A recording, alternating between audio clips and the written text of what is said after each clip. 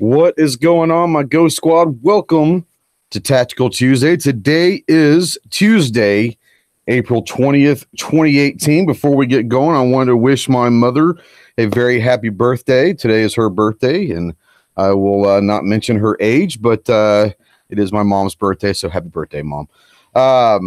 Today is going to be an interesting chat. I had all the intentions of the world to talk about training and how to be prepared, both on the home and self-defense side, and possibly going into a little law enforcement training. But recent events of the day has altered that decision a little bit. We've got a jumping crowd out there already, and I expect it's going to be big and boisterous out there. So let's go ahead and say hello to everybody on the Gun Channel side. We got G Webbs, who's in here, and John and Rob Cromwell, Josh Aguirre, Clover, Gizzard, Gary, Cycle Camp, Scott, Chris Miranda, Raphael, and Robbie. On the YouTube side, guys, you are starting early, about a couple hours ago, and there's been some interesting discussions out there. You've already got 34 already, and I bet you half the people haven't even gotten the notifications thanks to YouTube. But man, we've got a large crowd. I'm gonna go and see who all is out there. Got 50 caliber Karma, Andrew Faulkner, Calaveras, Clover, Dogosaurus, Gizzard Gary, Grim 90, Gunpowder Beauty, Jim Burgess, Kalishnikov, Tap Daddy, Melvin Nut, Clay's out there, Phoenix, RL, Rob C, Roll Call, Rusty Shackelford, Sandhill Shooter, Sean Callanan, Sean Green, Squib Load, Squib, come on in. I sent you an email, so we got a spot open. Tardot, John Z, Travis, there are many more out there. Honestly, I'm just too dumb and slow to catch it all, but I'm gonna go ahead and say hello to my panel. Let them kind of say hello. I want to thank everybody, our producer, engineer, and also panel guest from New York City, the John Z Project. What's going on, John? What is up, Ghost Crew? Thanks for everyone for joining us, and enjoy the show. Absolutely. Thanks for coming in. Let's see here. We've got a new guest. We met on Clover Tax chat last Friday night. It's Luke. He's in Texas, and he owns Shoot Perfect. It's a training facility, but welcome, Luke. Thanks, man. I'm glad to be here. You know, anything we can get the word out there, support the positive. Absolutely.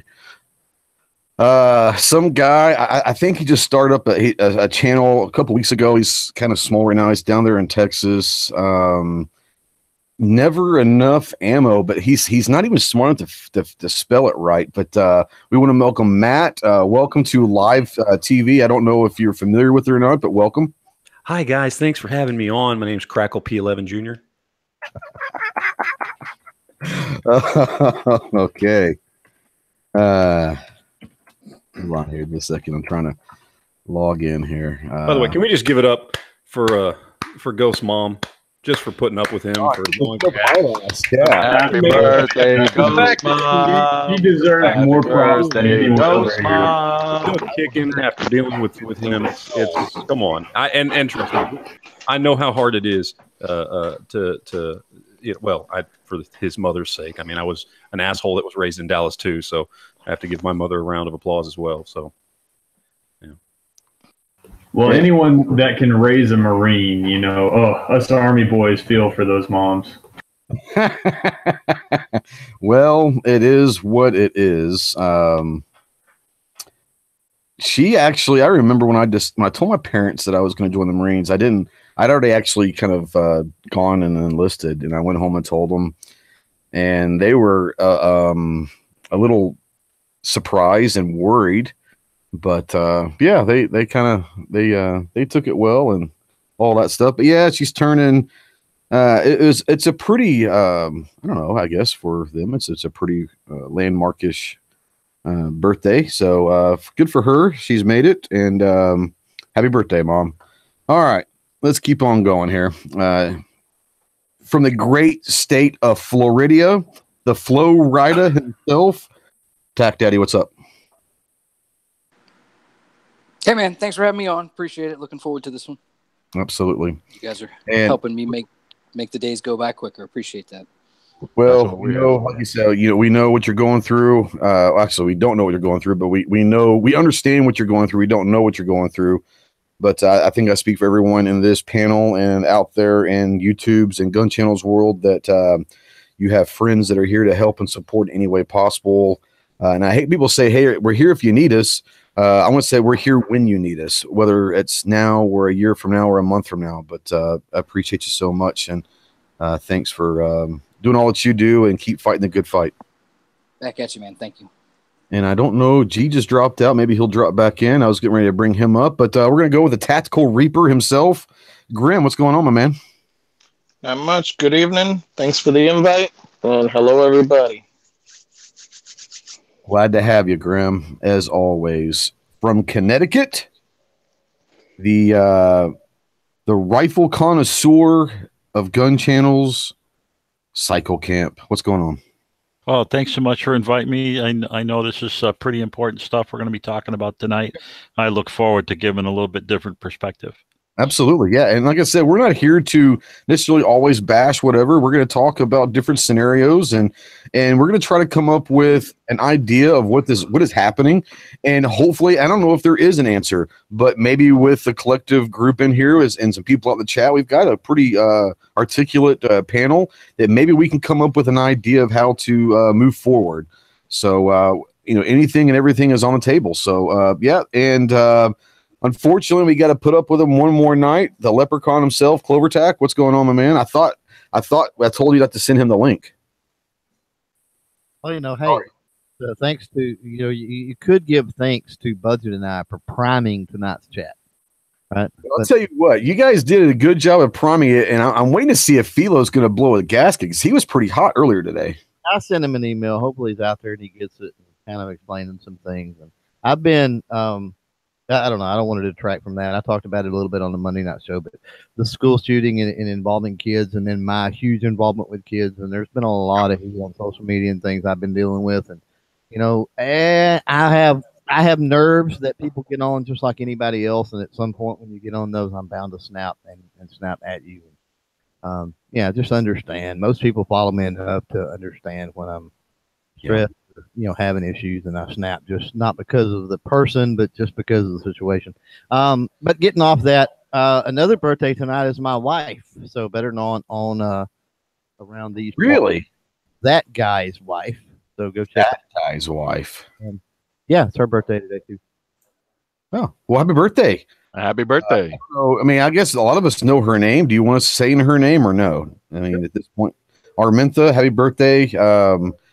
Thank you for putting up with this guy. I can't imagine what that's like, but no, happy birthday and welcome to the gun community. Also, I'm really happy to have her part of the Gun Gals, and she's starting to produce some content. That's even more important. Don't try to get him in trouble. She's that guy's wife, not this guy's wife. You trying to get him in trouble? Come on.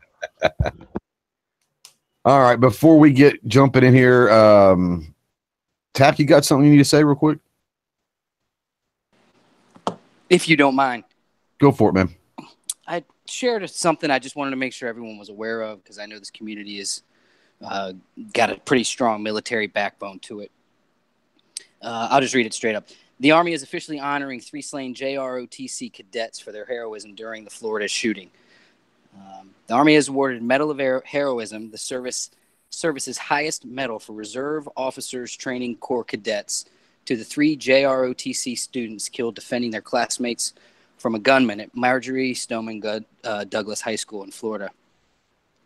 The Medal of Heroism awarded to students Peter Wang, Elena Petty, and Martin Duque recognizes JROTC cadets whose achievements, quote, involve the acceptance of danger and extraordinary responsibilities, exemplifying praiseworthy courage and fortitude, unquote.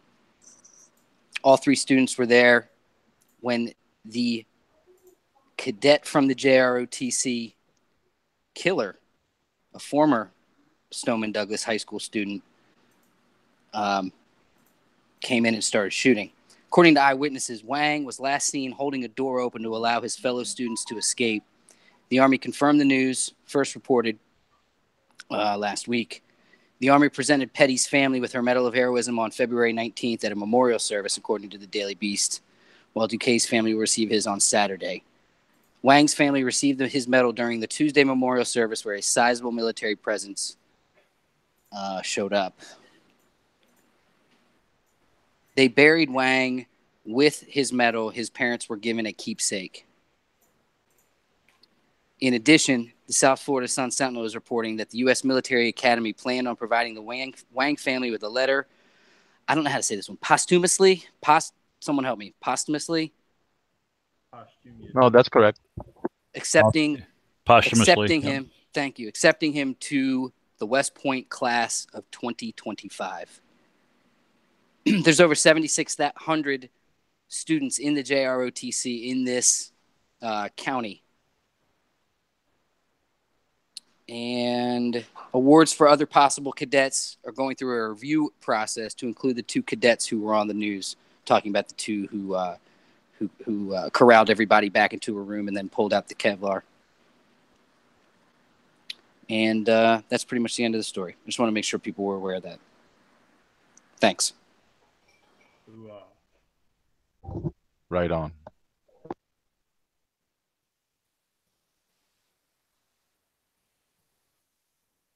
So it's Ghost muted. Ghost, Ghost, you're muted. wake up. I am muted. Damn it. Okay, sorry about that.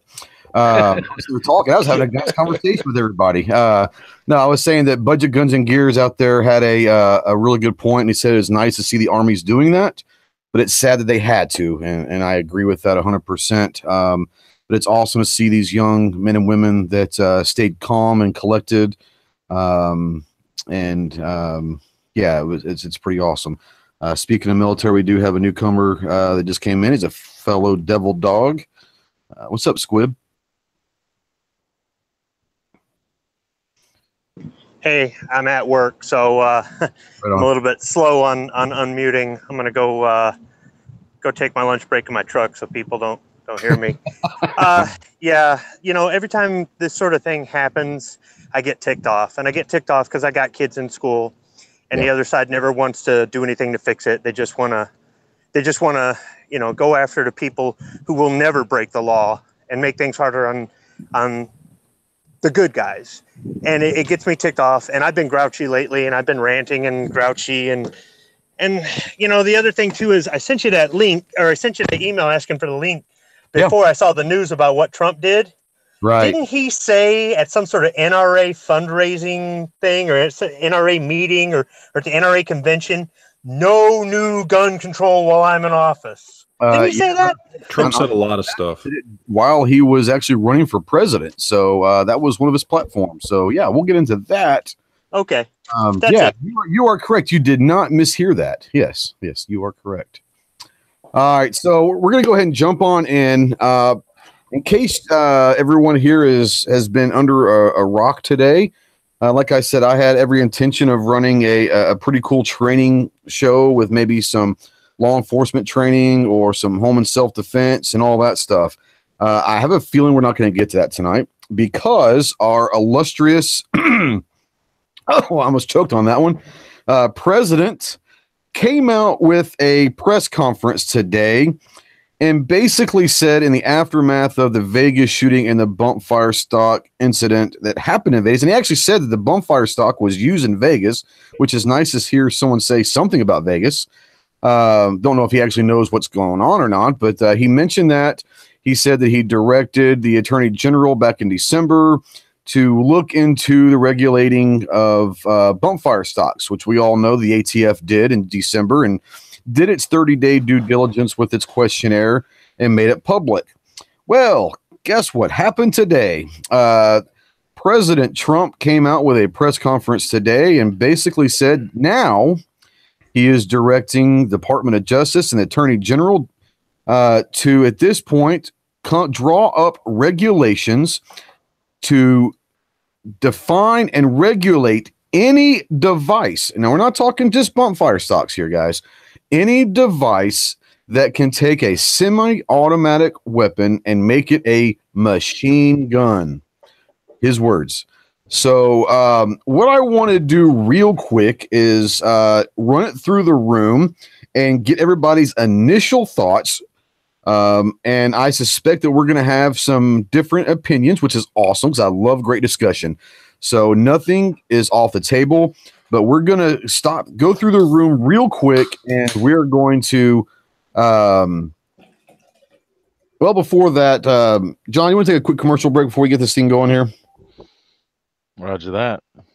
All right, let's do a quick commercial break, and we'll do that. Go ahead. As you're aware, GunChannels.com has recently turned 4 years old. There are a growing number of audiences as well as content creators utilizing the website. With the increasing demand, GunChannels.com is in the process of completing much-needed upgrades. These upgrades will help create smoother functionality while keeping up with the increasing number of members in addition to a much-welcomed GunChannels.com mobile app. Here is a brief video describing the upgrade procedure and fundraiser to help offset the cost of these upgrades.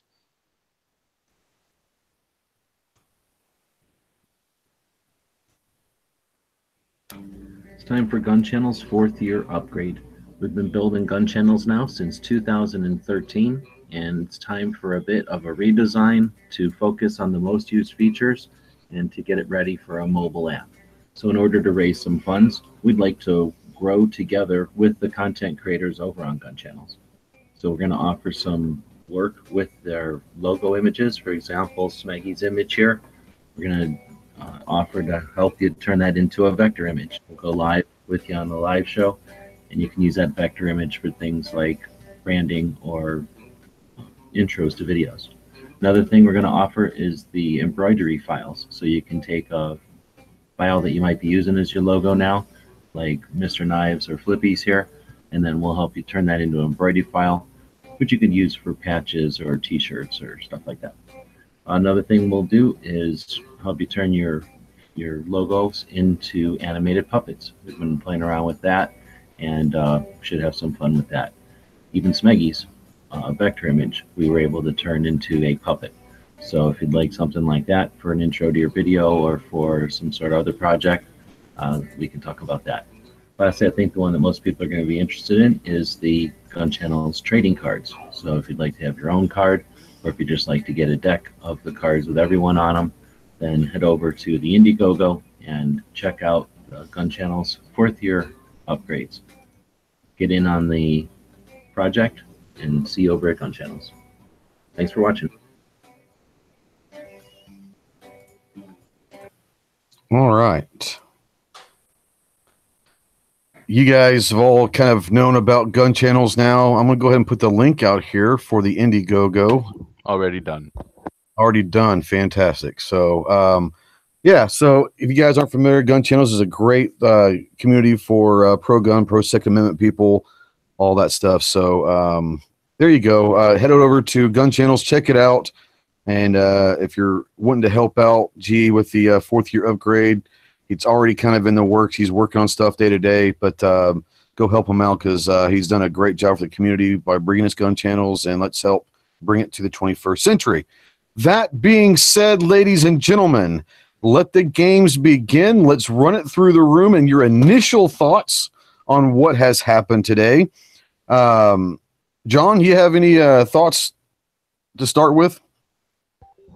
I've had a long day to think about this and hearing a whole bunch of other stuff that came up recently, and I'm a little frustrated because this is just one more hump they're using to build a hill, and I don't like where that hill is going.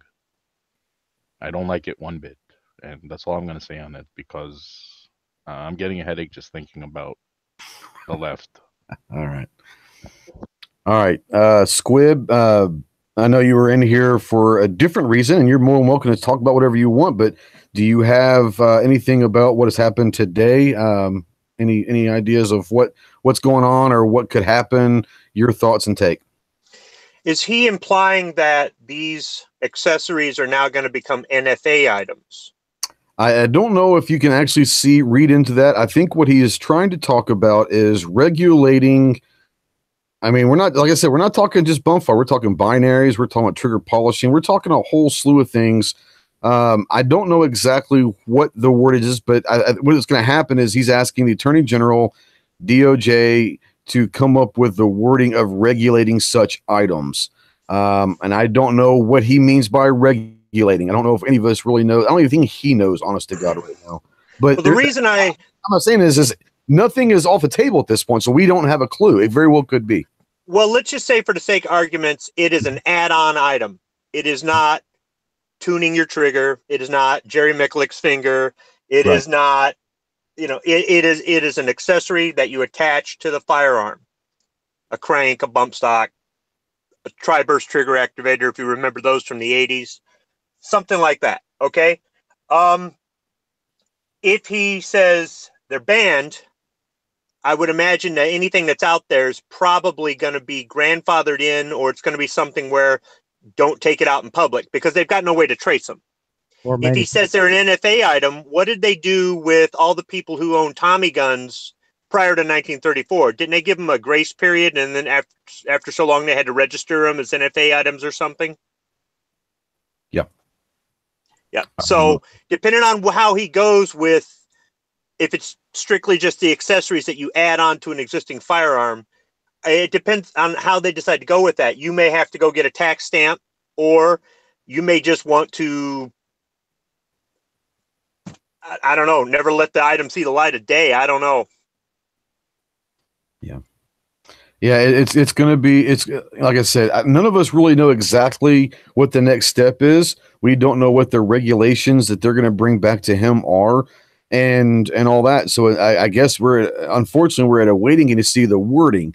What we not in a waiting stage for is to be out there and be vigilant and be heard. Something that's unusual, though, is the cutoff date was, what was it, January 25th for people to send out? Correct. Right? And it's been a month. It hasn't even been a month. Right. When have you ever known the federal government to process that much information in less than a month? Ever. Any branch of the federal government. Isn't it just kind of weird that all those people submitted all that stuff and they were able to go through it in less than a month? They can't get anything done that fast. That's just weird. There's two things I want to touch on that point in particular real quick, and I'll open this up also to anybody else. But two things. One, I think that when Trump back in December went ahead and started talking about regulating the rate of fire definition, is basically what he's trying to do. Let's be really very real about it. He's talking rate of fire. He's not talking bump fire stocks. But when he started trying to talk about regulating this, that, and the other, I think the decision was made prior to him even announcing that there was going to be something that they're going to at least look at. So before even the 1 month grace period, when they sent the questionnaire out and had everybody publicly bring I think that was, I'm not saying they're not looking at it. I don't believe that they really were looking at anything. I think they had their minds made up before they even went out there. On top of that, I honestly do believe that the reason why this was hastened and sped up was because of last week. And it is 100% on emotion. And I understand. I'm not saying that they're wrong about that. I do understand. But you cannot bring policy and you cannot bring regulations on emotion. And I think that's exactly what happened. I think that this is an emotional move. And we'll get to everybody here and let you think, say what you think about that. Let's see here. Luke, what you got, man? Well, first things first, I want to ask a question. Did he say rate of fire, or what did he say? What was his exact word? I'm going to turn you up a little bit. But his exact words were that he is going to have the Attorney General draw up wordage on regulations for any device that turns a semi-automatic weapon into a machine gun. Those were his words. So machine gun is the word. A machine gun, that's correct. Okay, so what we're dealing with here, and most likely, now I'm not I've never professed to be a political expert by any means. I'm a gun guy. I shoot. I teach people how to shoot. That's what I do. But as far as politics go, I'm not an expert.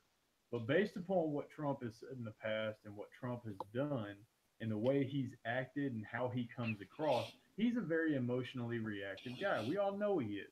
That's how he does things. He emotionally. Hey, Luke, is there any way I'm trying to turn you up over here, but it's not working? Can you turn your volume up just a hair? Because I don't know if anyone can hear you out there. All right, hold on a second. All right. Or get closer to the mic or something, yeah. How is that?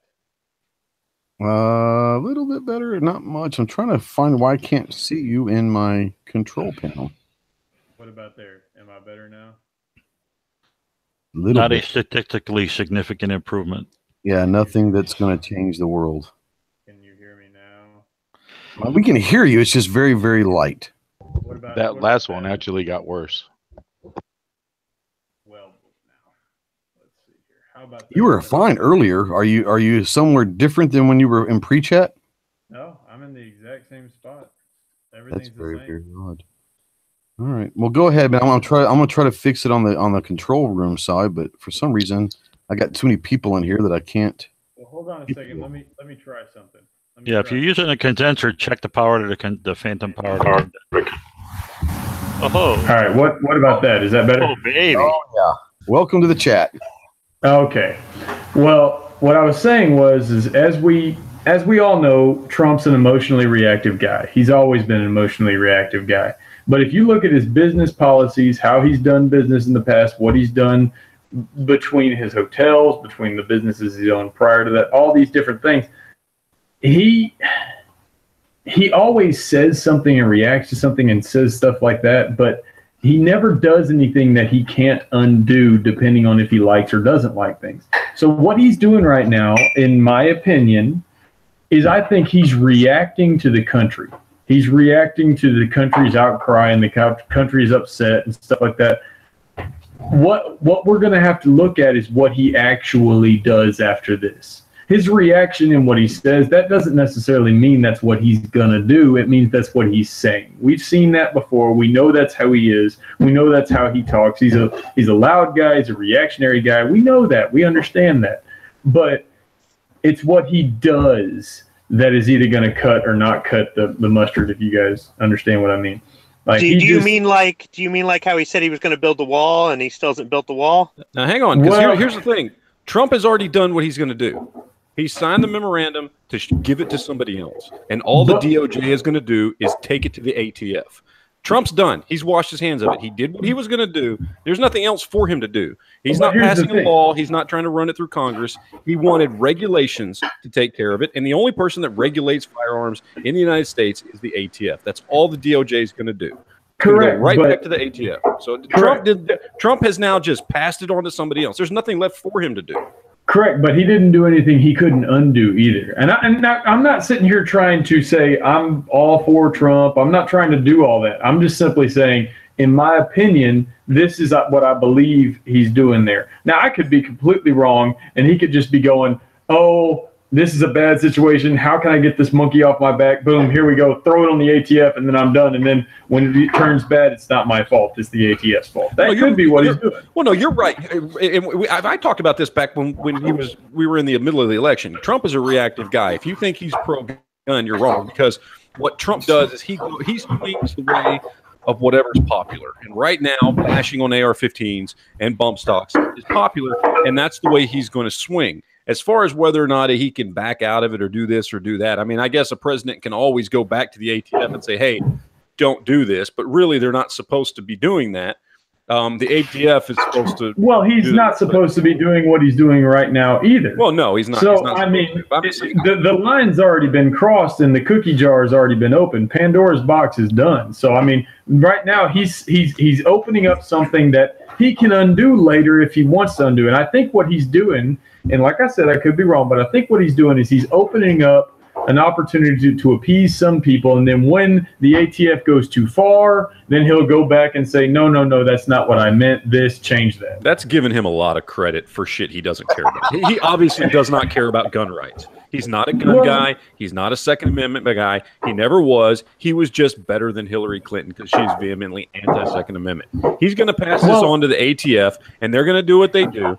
And unless there's some great public outcry about it, then he doesn't care. He's not going to pay attention to it once it's out of his hands.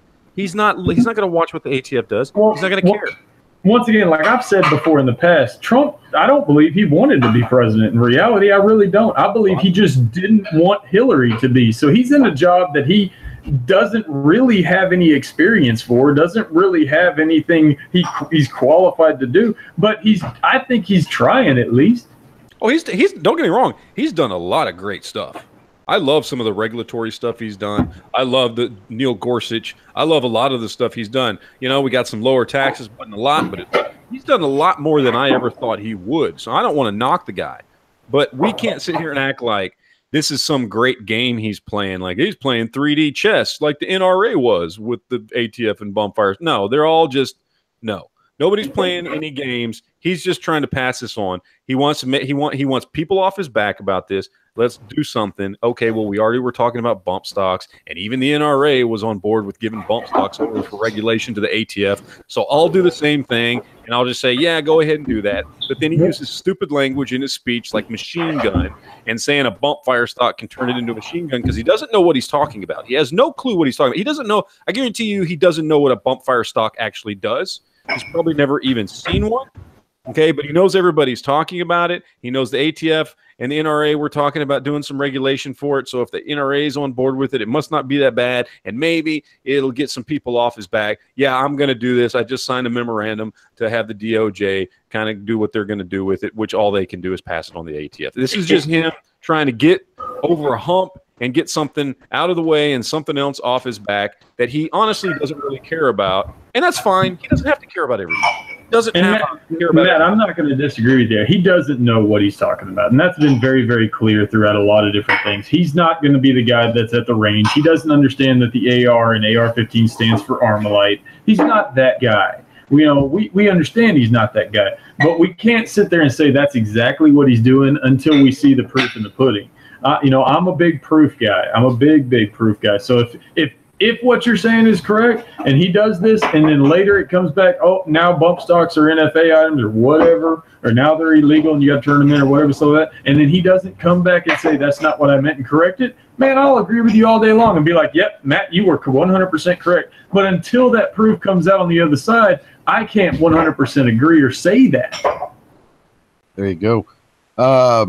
Clover, what you got? I know you put something in the side chat. Go for it. Well, that was Jim Burtis out there. The way he read the memo, basically, right. It was Trump telling Sessions he needs to hurry up the process that was already started. I don't know that I agree with that necessarily. As far as where I come down on this, it's changed. And sort of with my level of frustration over the several days, and then this morning, and then listening to that speech over and over, reading the transcript, thinking about things. I don't think I'm as mad or ticked off as I was, and it's not because I should or shouldn't be. It's because it's kind of a wait and see game for me. That's sort of where I come down. I mean, it was already put before, and a couple of people off Squib and whatnot have already mentioned it. A couple of people have already put down that it's a situation where this was basically turned over as a directive to Jeff Sessions already, and then the ATF was looking into it. Well, now it's went from a directive to a memorandum. Now, if Congress doesn't, take it up, or the ATF do something or whatever from here, then yes, I mean, it could potentially get into an executive order.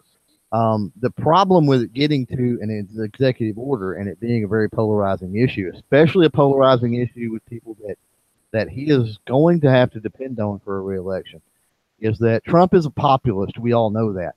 Yes. Trump is not an ideological populist. You got to realize that. It's sort of like Luke was talking about. He he kind of blows with the wind, and he'll say the things he needs to say to curry favor, with the popular sentiment out there and whatever. But he's not like we see on the left or even the right, for that matter, where you've got these hardcore ideologues. He's really not that way. So, I'm starting to feel like this is it's kind of like Matt said. This is kind of like I don't really care one way or another. Here it is. I want it off my plate. And it may not be as big of a deal. I said may not be as big of a deal as we all think right now. It's just like anything that comes out, any kind of, whether it's a tragedy, any kind of shocking information, you've got that sticker shock, right?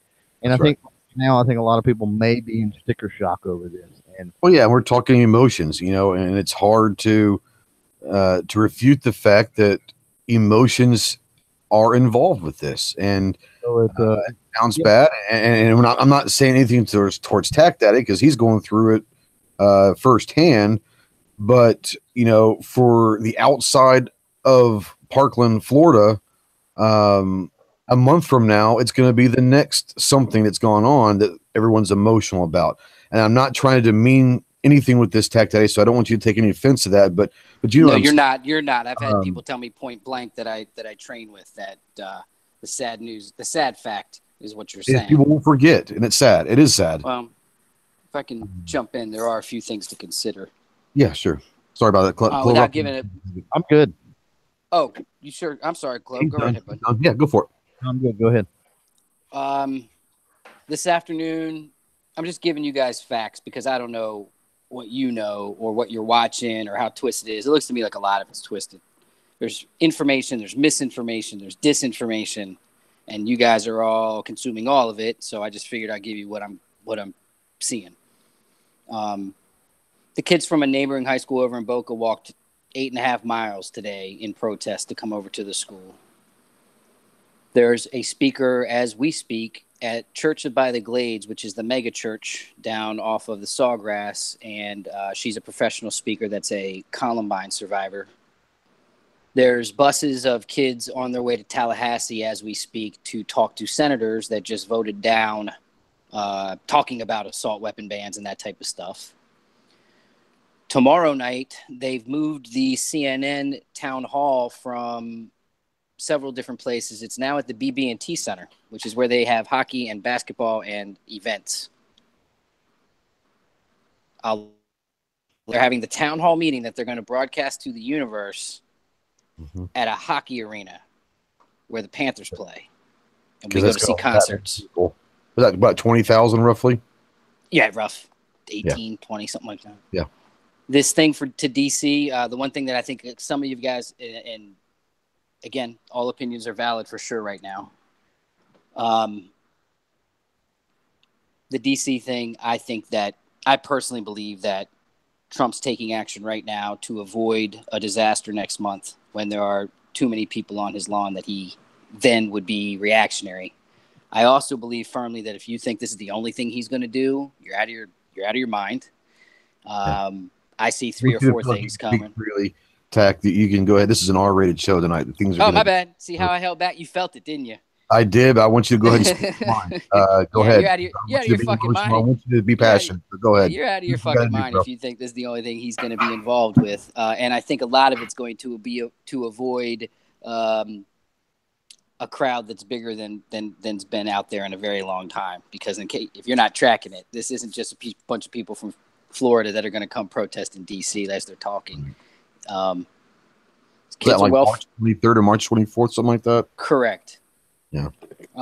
You have George Clooney today donated $500,000 with his wife to the foundation that's supporting that march alone. So wait for all that money to start coming in. Wait for all the support from the superstars and celebrities that these kids are talking to now because of social. And what I'm saying is I think this is going to be a different situation than all of these other things where it did fade away right away. I don't think that's going to be the case. It's definitely not going to be like Las Vegas.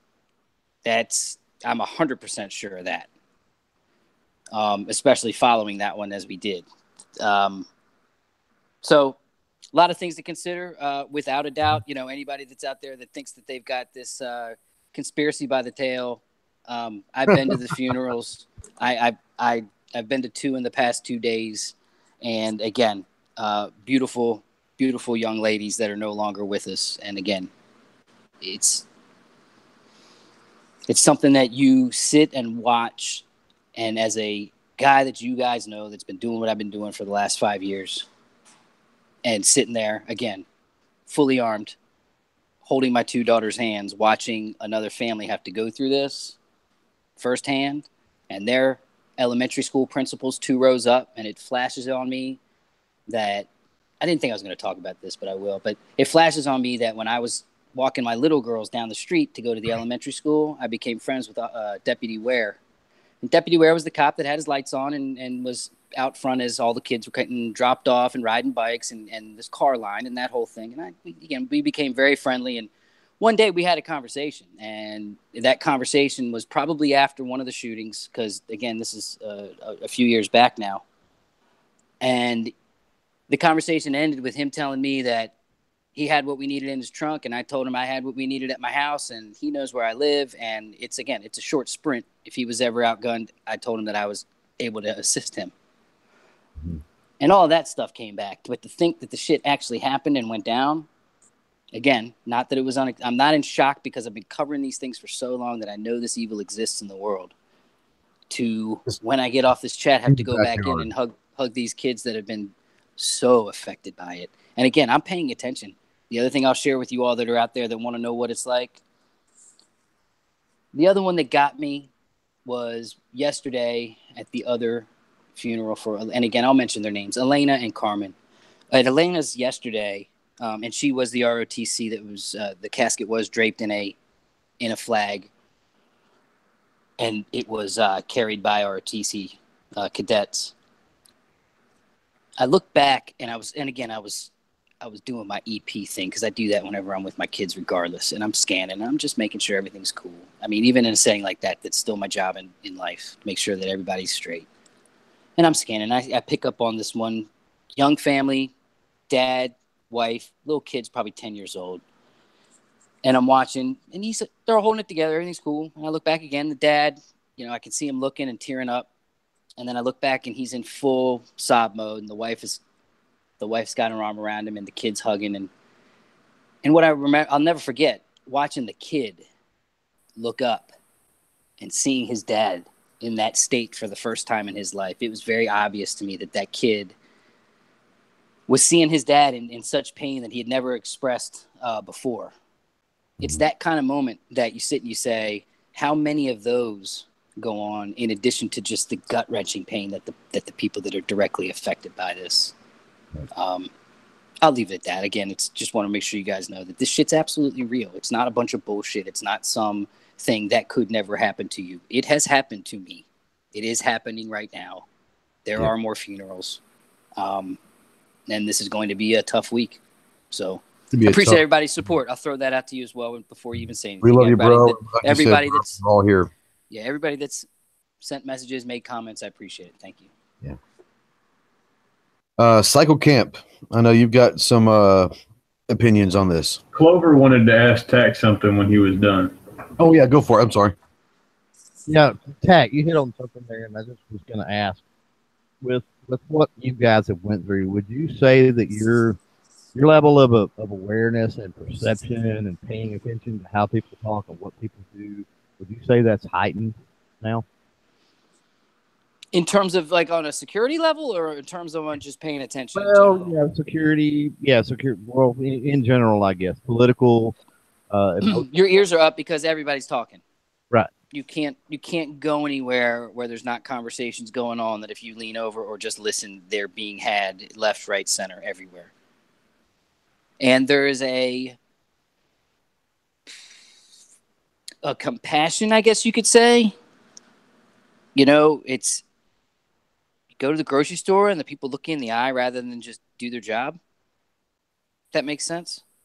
And there's an understanding that everyone's going through this, I guess is the best way to put it. There's people are more aware of people around them right now, I guess. Right. I want to have a question here in just a second to bring up to the whole room here, but Cycle Camp, I know that you've got. I know you were talking pre-show. You've got some opinions on this. I want to get your take on it as well. Well, this is the go round about. So, no offense, I want to bring this back to the political side. That's right. Right, and the whole bit about what Trump did and what he didn't do. You know, I hear a lot of people throwing a lot of words out that Trump actually did not say, and that were not written in the memorandum that he actually referenced. And again, here we go again. We're taking the hot buttons that make us concerned and feel bad, and we're exaggerating, and we're retelling stories, and we're playing the phone game. And every time we tell the story, well, I heard he said this. Well, I heard he said this other thing. Well, I heard he said that other thing. And that's a real problem. And a little later on, I want to read some information from an article that basically says what Trump has done is absolutely nothing, because all he really did was direct Sessions to finish the job he was already given a couple of months ago. And he used some pretty specific wording in both his speech and in the memo that allows Sessions to say, hey, guess what? We couldn't ban this stuff under Obama, and Obama hated guns in public hands, and we couldn't do it then. Nothing has changed. So, you know, when we get to, you know, that part of the conversation, I think that's when I'll you know, when people are interested in hearing that, then I'll reference that article and read a couple of the paragraphs that illustrate this. I thought the guy did a pretty good job. But the bottom line is, I think people are going ballistic. Oh, Trump's a traitor. He did this. Well, no, Trump is speaking to the nation, not just us gun owners. And he's trying to be empathetic with he knows that we're in a very high stress time. We know people are mad and afraid and all that kind of stuff. And he's, you know, basically he's trying to say, hey, I got this. We're working on this. And I think his Cycle, primary that's purpose, kind of what I was saying. Exactly. That's kind of what I was getting at. And here's the thing is we don't know if that's what he's doing or not. I don't know what he's doing. And the only way we're going to know is until after this is done. Right now, we don't know what's going on. Well, I've heard a couple of remarks, just to jump into real quick. Since go for it. Yeah, open room, man. Open room.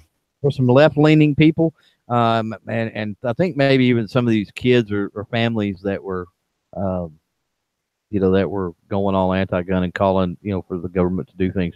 That what Trump has said, even though at this point it's pretty much rhetoric, has sort of made them feel better. If that makes any sense. You know, they were like, "Oh, well, this is a step. We got to have more than this, but this is a step, you know, that Trump's taking." So even though it's just rhetoric, so yeah, I mean that could be a possibility that, you know, like I said, it was just trying to maybe squelch the outcries just a little bit, possibly.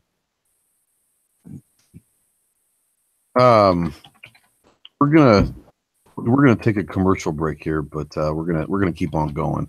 I haven't gotten to Grim yet, and before I start opening up to the open room real quick, I want to let Grim get his 2 cents in, and then we can have a free for all I care. But Grim, sorry for it's an emotional thing, it's a political thing. So when you get those two things mixed up, people have varying opinions. But Grim, I do want to hear what you have to say about this. Yeah, no, I understand. It's not a big deal. Everybody's bringing up good points. Yeah, I heard it just a little while ago when you guys had popped it up. I think it's just back to that social media thing, you know? He's like a windsock. You know, anything that pops up, he hears that chatter, so we have to be louder. And he's just passing the buck. He's saying that feel good, you know, to kind of appease the people that are never going to like him. And I mean, my only worry down the line is back to what we discussed at the beginning, the language, kind of like when we do union contracts. If it starts on language, it's, you know, depends on how that goes down, and it depends on what Jeff Sessions and them, you know, what action they really take. Are they just going to follow with what was being done in the comments we sent, or are they going to go down a different rabbit hole, and is the left going to try and take advantage? I mean, who knows? So. let's what I want to do real quick, John. Instead of doing a commercial break, I want to bring up some of the stuff that's going on in the chat room. So, have you seen? I've been trying to keep up with it, but it's running pretty fast tonight. Have you seen anything out there that needs to be brought up in the chat? I put on the side. Rusty Shackelford said, Go for it. 2 weeks ago, a kid shot up a school in Kentucky, killed 2, shot 12. No one got all preachy then. So I just want to say, if it doesn't fit the narrative, I don't know why they didn't say anything about it, because that's kind of serious. Yeah. And my heart goes out to those families who have to deal with that as well. And yeah, that's yeah. That's yeah. No, you're right. I mean, well, maybe it was the area it was in. I mean, was it a rural area that was really conservative and pro-gun? I mean, Kevin, is your area really liberal, or? Florida's liberal. No, it's because he used a handgun, and that's not the narrative. Oh, okay, gotcha. Yeah. As soon as they found out he used, they were all a quiver because they found out the kid had all kinds of extra ammo on him. But as soon as they found out he used a handgun and not an AR, they dropped the story. That was it. It went cold. Well, 80%. Wait, which story are you talking about? The one in Kentucky. The Kentucky church. Gotcha. Yeah, the handguns aren't sexy right now for news. That sounds bad, but that's the reality. All right, so what I want to do real quick is I want to open this up to the room. And I want to say this by kind of throwing it out there to Matt, and I'm not trying to throw you under the bus again, but last November, in about 12 to 13 days, you came up with the 2A Capitol rally, which if you just take the numbers, you can sit there and say, was it a success or not? I think it was a huge success. Literally, we had 12 or 13 days to completely plan this. And the reason why I'm bringing you in on this one, Matt, is I'm not saying that it's time for another Capitol rally, but is it? Is it time for another Capitol rally type thing, to not just because of this, but NRA shows coming up in Dallas, and there's the Wanamaker, there's things out there. Is there a reason that we shouldn't be starting to plan the next rally?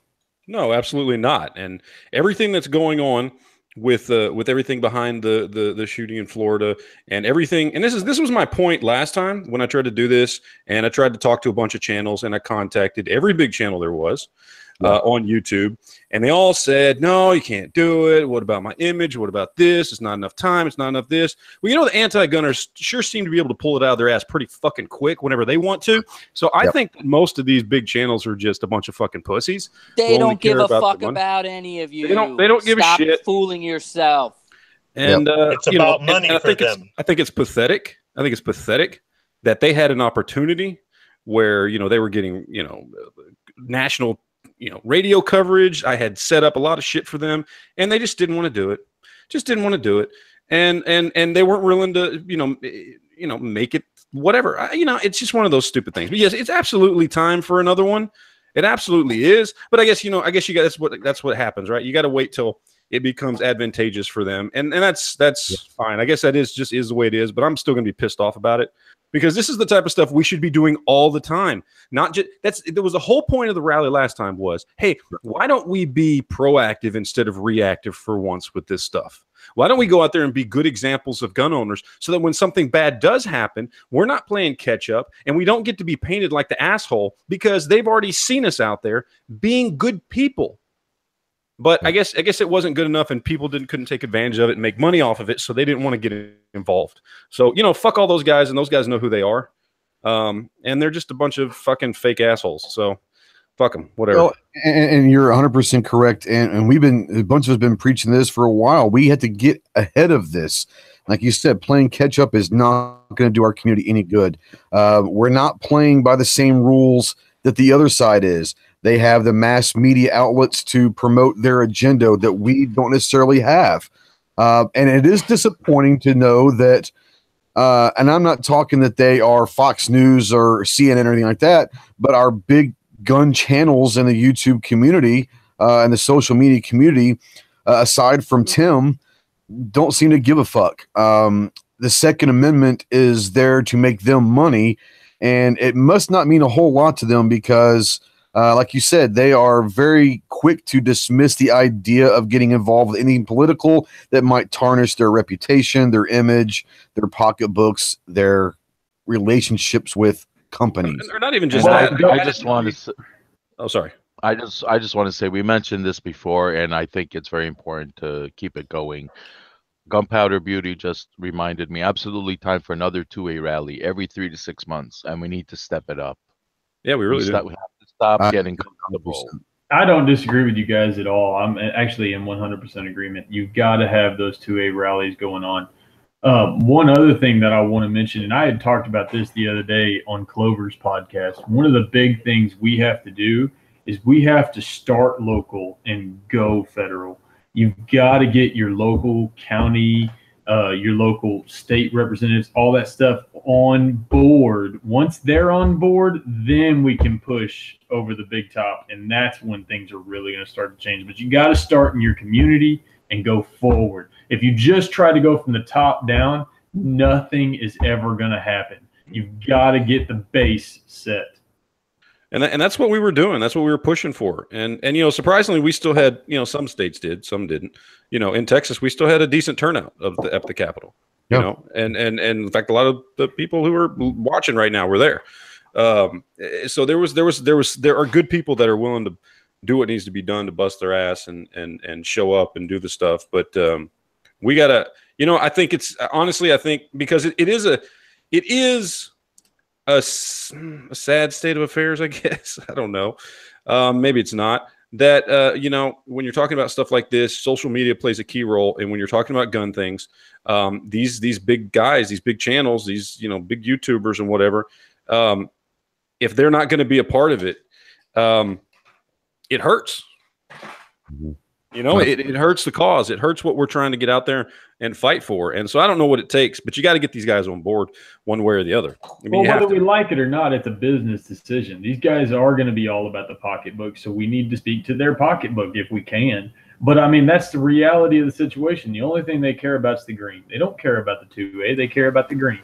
And so that's according to everything I'm hearing now, they're going to be protesting the NRA. All the anti-gunners are going to be protesting the NRA. So where does that leave the rest of us?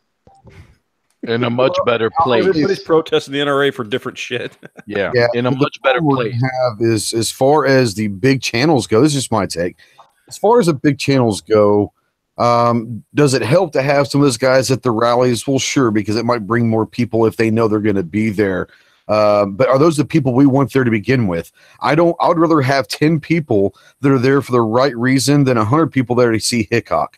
But I think that the part of where the big channels will help us is getting the message out to a large number of people. But well, not only that goes, but I mean, you know, yeah, I agree with you. You'd rather have 10 guys there that are there for the right reason than the 100 guys there to see Hickok. But in the reality of the situation is if we want to affect real change, if we want to affect real growth, then we need to come forth with real things.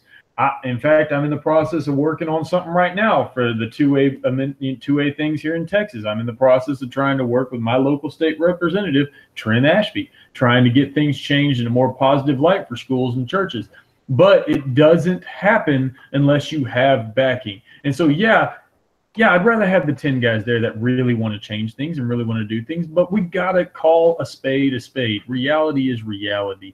And there's nothing we can do without numbers. Numbers make the difference. And if we don't get our local communities there to do it and come with us and back us, yeah, some of them are going to be posers and some of them are going to be guys out there that think a High Point is the most accurate gun they've ever owned and they special order it from Academy. But that's what we got to have. We got to have numbers. A lot of people only get into firearms or the 2A thing or the YouTube thing regarding firearms and that sort of stuff because of their experience watching Eric or Greg on TV or going to some place where they're signing autographs or something like that. Now, they say that they're pro 2A, and they're always talking about the NRA and stuff like that, they need to put their money where their mouth is and say, yes, we make money off this, but that's beside the point. We're standing beside you because this is a community issue, and we are a big part of the community. We're a pillar of community. And if we can bring in numbers and I got to take some pictures or sign some autographs, I'll do it to show my support for the community. That's what these big channels need to be doing. No offense, Squib. That's a freaking fantasy world you're living in if you think that's going to happen.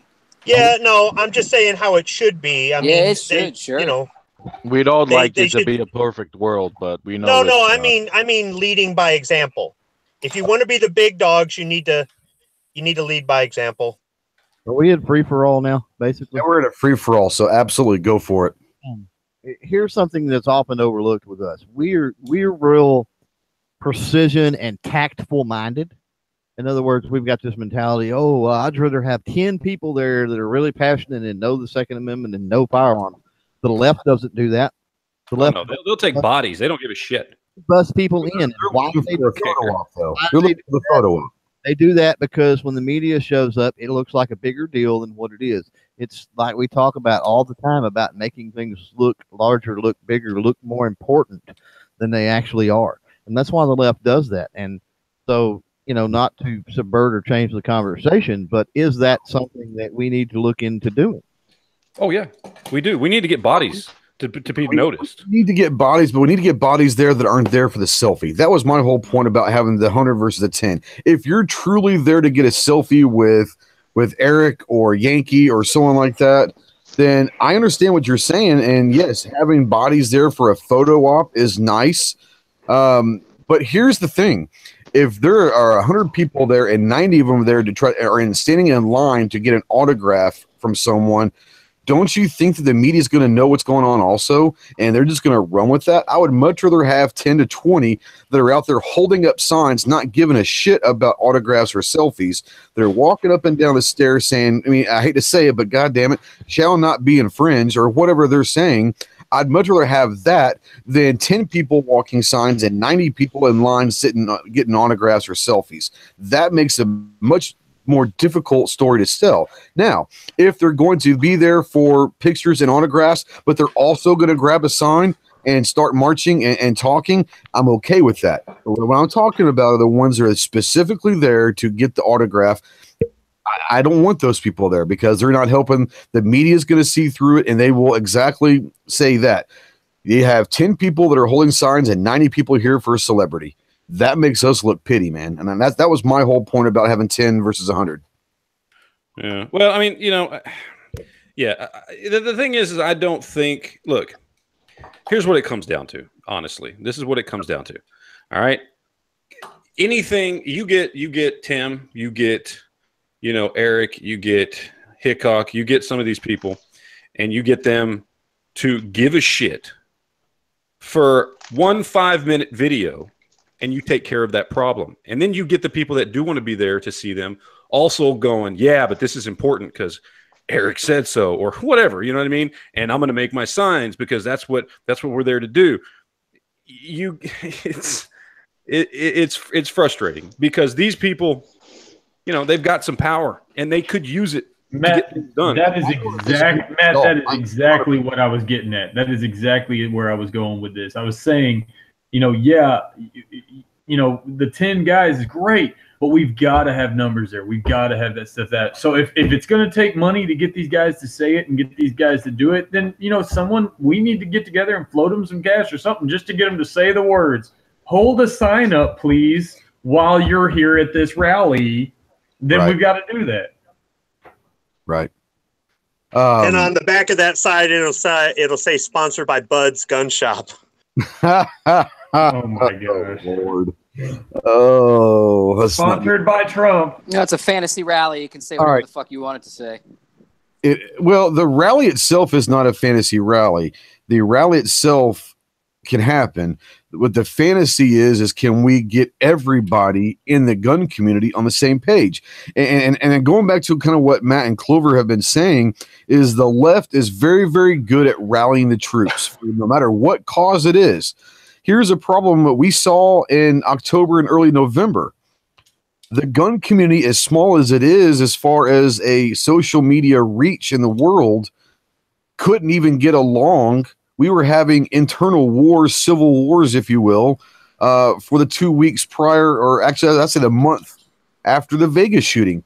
We literally had a round table where, as far as I'm concerned, careers and businesses might have been jeopardized forever because of what was being said on there.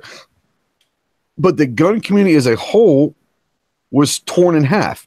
You have some people that are there for one reason and others that are there for the other. I'm not asking everybody to be a starch Second Amendment person. I think there are people on this panel that are very much Second Amendment activists. There is a difference between being an advocate and being an activist. I'm speaking to the activists right now, which there are people on this panel that are activists. The 2A Capitol rallies must go on. They must be at a frequent, like you said, 3 months is great, 4 months, whatever that number is. They do not need to wait for a tragedy to happen. They must continue. They must be something that's a regular scheduled thing. That's how they pick up traction also, is if we just start throwing random dates out there, no one's going to know. If you come up with the, the second of every month or a second of every quarter or whatever, to go along with the Second Amendment, something like that, the second Saturday or whatever, you start getting traction because people know that they have something to look forward to on a regular basis. As far as the people that are advocates, but not necessarily activists, we all know that there are going to be people that are not willing to jump in and get their feet wet. That's fine. There are going to be people that aren't even willing to publicize or advertise this 2A Capitol rallies or whatever we come up with. That's fine. But I'm seeing things out in the chat, and I've had some people comment me personally on some text messages saying that it doesn't matter what we do, nothing's going to change. That right there is what is disheartening to me. Guys, it doesn't matter if we have 2 people or 200 people at a rally. If you've done everything that you personally can do, and it just isn't a big ordeal in your state, then you can drive home knowing, damn it, I did everything I could do. And next time we might try some different ways of getting more people there. But here's the thing. How many people are out there talking about there's nothing we can do about it, that won't even go to the 2A rally, that won't email their congressman, that won't text or tweet Trump? You know, I hate to say this because I think it's a cliche, unfortunately, the way it's come to, and the way we use it sometimes is a joke. But, you know, someone asked about a hashtag. This is, if nothing else ever comes around, if you want to tweet Trump, God, say that 10 times real fast. If you want to tweet Trump, this actually might be a time to use the hashtag shall not be infringed.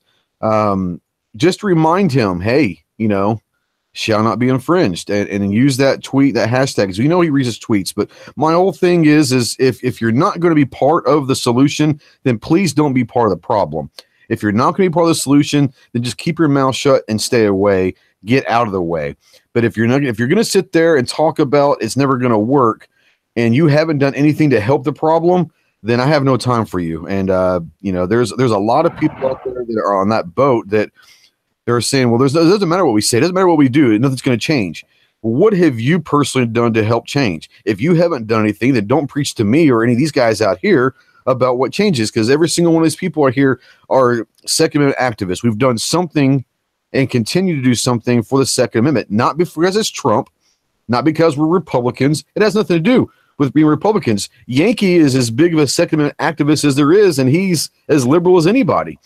It's about the Second Amendment, people. It is not about your political positions. It is not about your business. It is not about your wallet. If you're a Second Amendment person, then you've got to get involved. Sorry about that. Go ahead. Can I piggyback on you there one thing? All right. One thing you mentioned is scheduling out. We've got to make it a continuous thing. Keep it in their minds. Keep it going. Keep it going. Keep it around.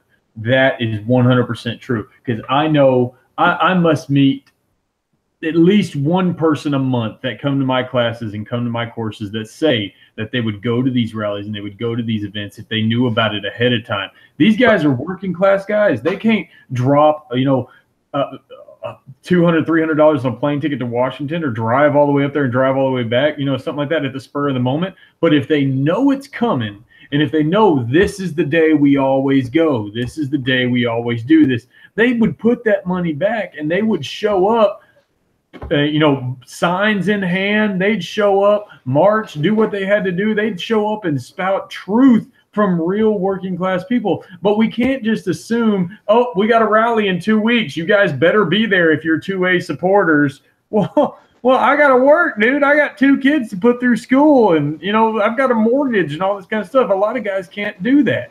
They just can't. And so if we did something where we set a continually thing in motion that said we are going to meet here on this day every quarter or whatever, man, there'd be more guys than you could count that would end up going over time. Yeah, I agree with you. I agree with you. That's good. No, I think it's a good point, is that the more advance notice or the more regular it is, even if, say, if we did it 4 times a year on a regular scheduled basis, okay, maybe you can't make all 4, but you can make 2 or 3 because you're scheduled out, because you can save up your money, or some people have to put vacation in ahead of time with their boss. Or I like the fact that it was on a Sunday because that made it easy for a lot of people to go. Matt, I think you set it up really good.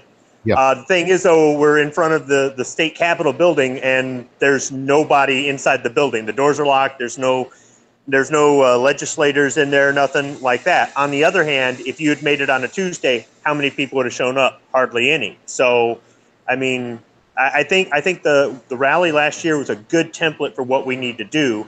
But with enough advance notice, I think you will see more numbers. Yes. Well, no doubt about it. I mean, that's what we were talking about earlier. Is like you said, not only do we have more than 2 weeks, and I applaud Matt for doing in 13 days. I mean, just the fact that we had anyone out there anywhere was pretty amazing. But more notice, more planning, getting more organizations to the state and local areas. Get your gun shops, local gun shops involved. They can pass out flyers. There's all sorts of stuff you can do with time. But like you said, if we know we're going to do this on the second Sunday of January, April, July, and September, or whatever that is, then, like you said, it will grow as people start getting used to the routine of it. I did get an email from Mel the Nut. He said no one is banning buses or removing vehicles from school grounds. Blaming the tool is not going to fix the problem. I couldn't agree with you more. Blaming the tool, and this is going to be, God, it's going to sound so bad, and I apologize ahead of time, but there are going to be tragedies that happen no matter what, and it's not just gun-related tragedies. There are going to be people that die tragically every day in this country. That's just a way of life. There are going to, I hate to bring this to you guys, but there's going to be more gun-related tragedies as well. But we have to remember that, and it's a cliche that guns don't kill people. Well, it's true. The tool is not the problem here. Let's find the root of the problem. Is it a mental health issue? Is it gun-free zones or soft targets issue? There are a lot of issues at play here. Yeah, there's one single root of the issue. That's right. In reality, all right, and now I'm probably going to get some flack for this, but you know what? I don't care. I'm a Christian at heart. That's how I stand. That's what I do. That's what I believe in, and I'm going to preach it, and I'll always say it. But the reality of the issue, the problem that lies at hand, is the break apart of the family element. The family element is what's gone away. You don't have men in the home teaching their kids their boys how to be men anymore. You've got women raising men now all over the place. There's no men being at home anymore. And so you got these guys that are growing up without a dad, that are growing up without a father in the home, that don't know how to be men. They're effeminized, and then they're shoved into this giant culture out there that tells them, oh, they can't be that way, but if they stand up and be men, then they're wrong, and they don't know what to do. And then all of a sudden they get in school, and the schools are hammering on them, don't be aggressive, but they've got aggression in them because they are men, and they don't know what to do, and they snap. That's one of the major problems. The other problem is you got everyone out there that's a politician restricting our right to carry, saying we can't defend ourselves and we have to be victims. And it's a perfect storm of a giant mess that is going to be falling upon all of us who try to do things the legal way. And I agree with you 100%. So do I. Yeah.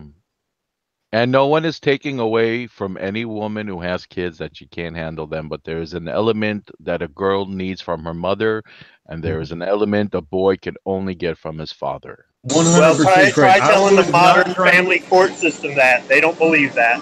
So you can blame I them was too, not- because they keep a lot of fathers from their kids.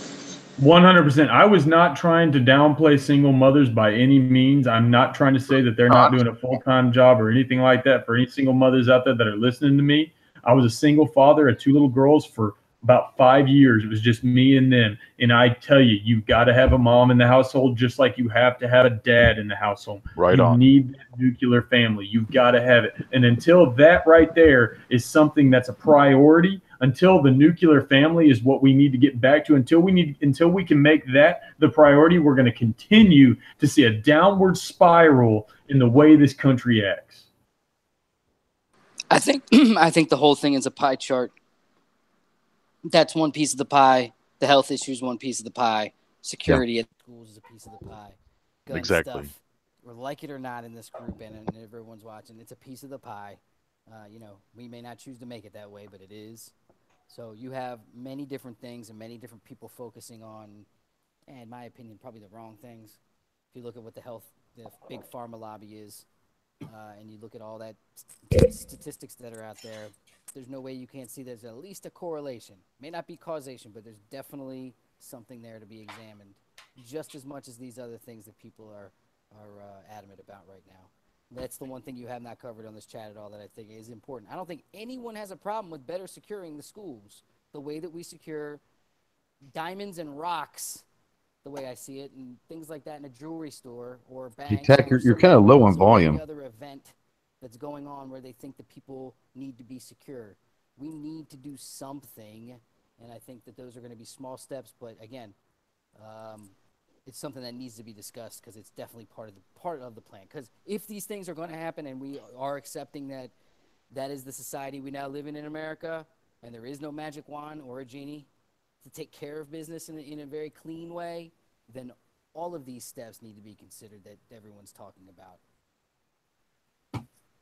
And quite frankly, if people put a stick in the ground on the gun thing, I think that this might be the case that it backfires.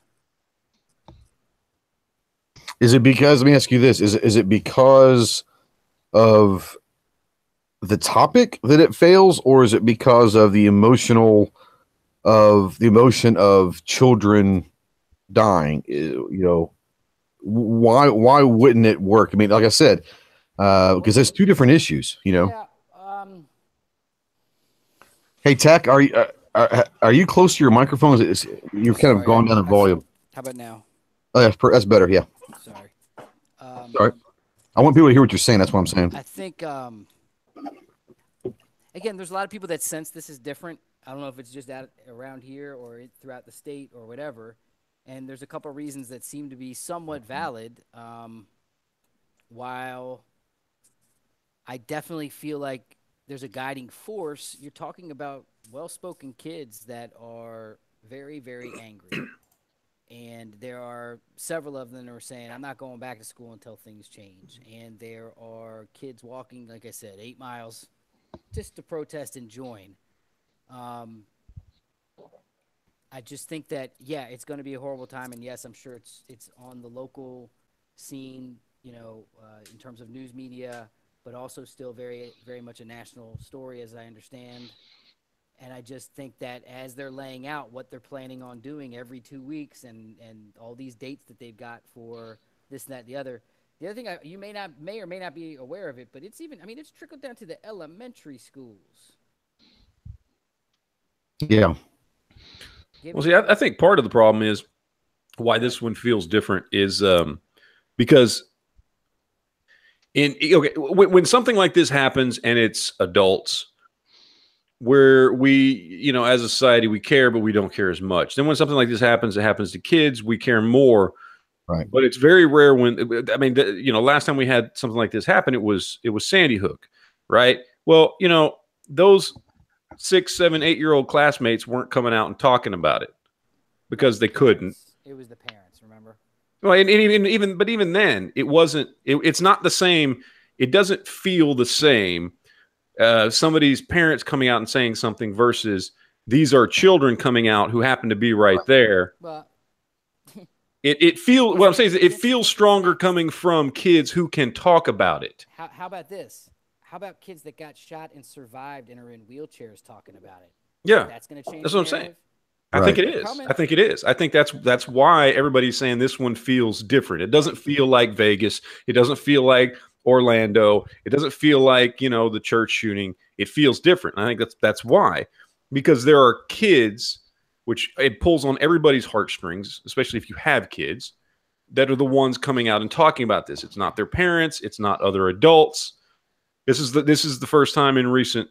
This is the only time I remember where it was the kids coming out and talking about this, and they were just old enough to be able to have those conversations. You know.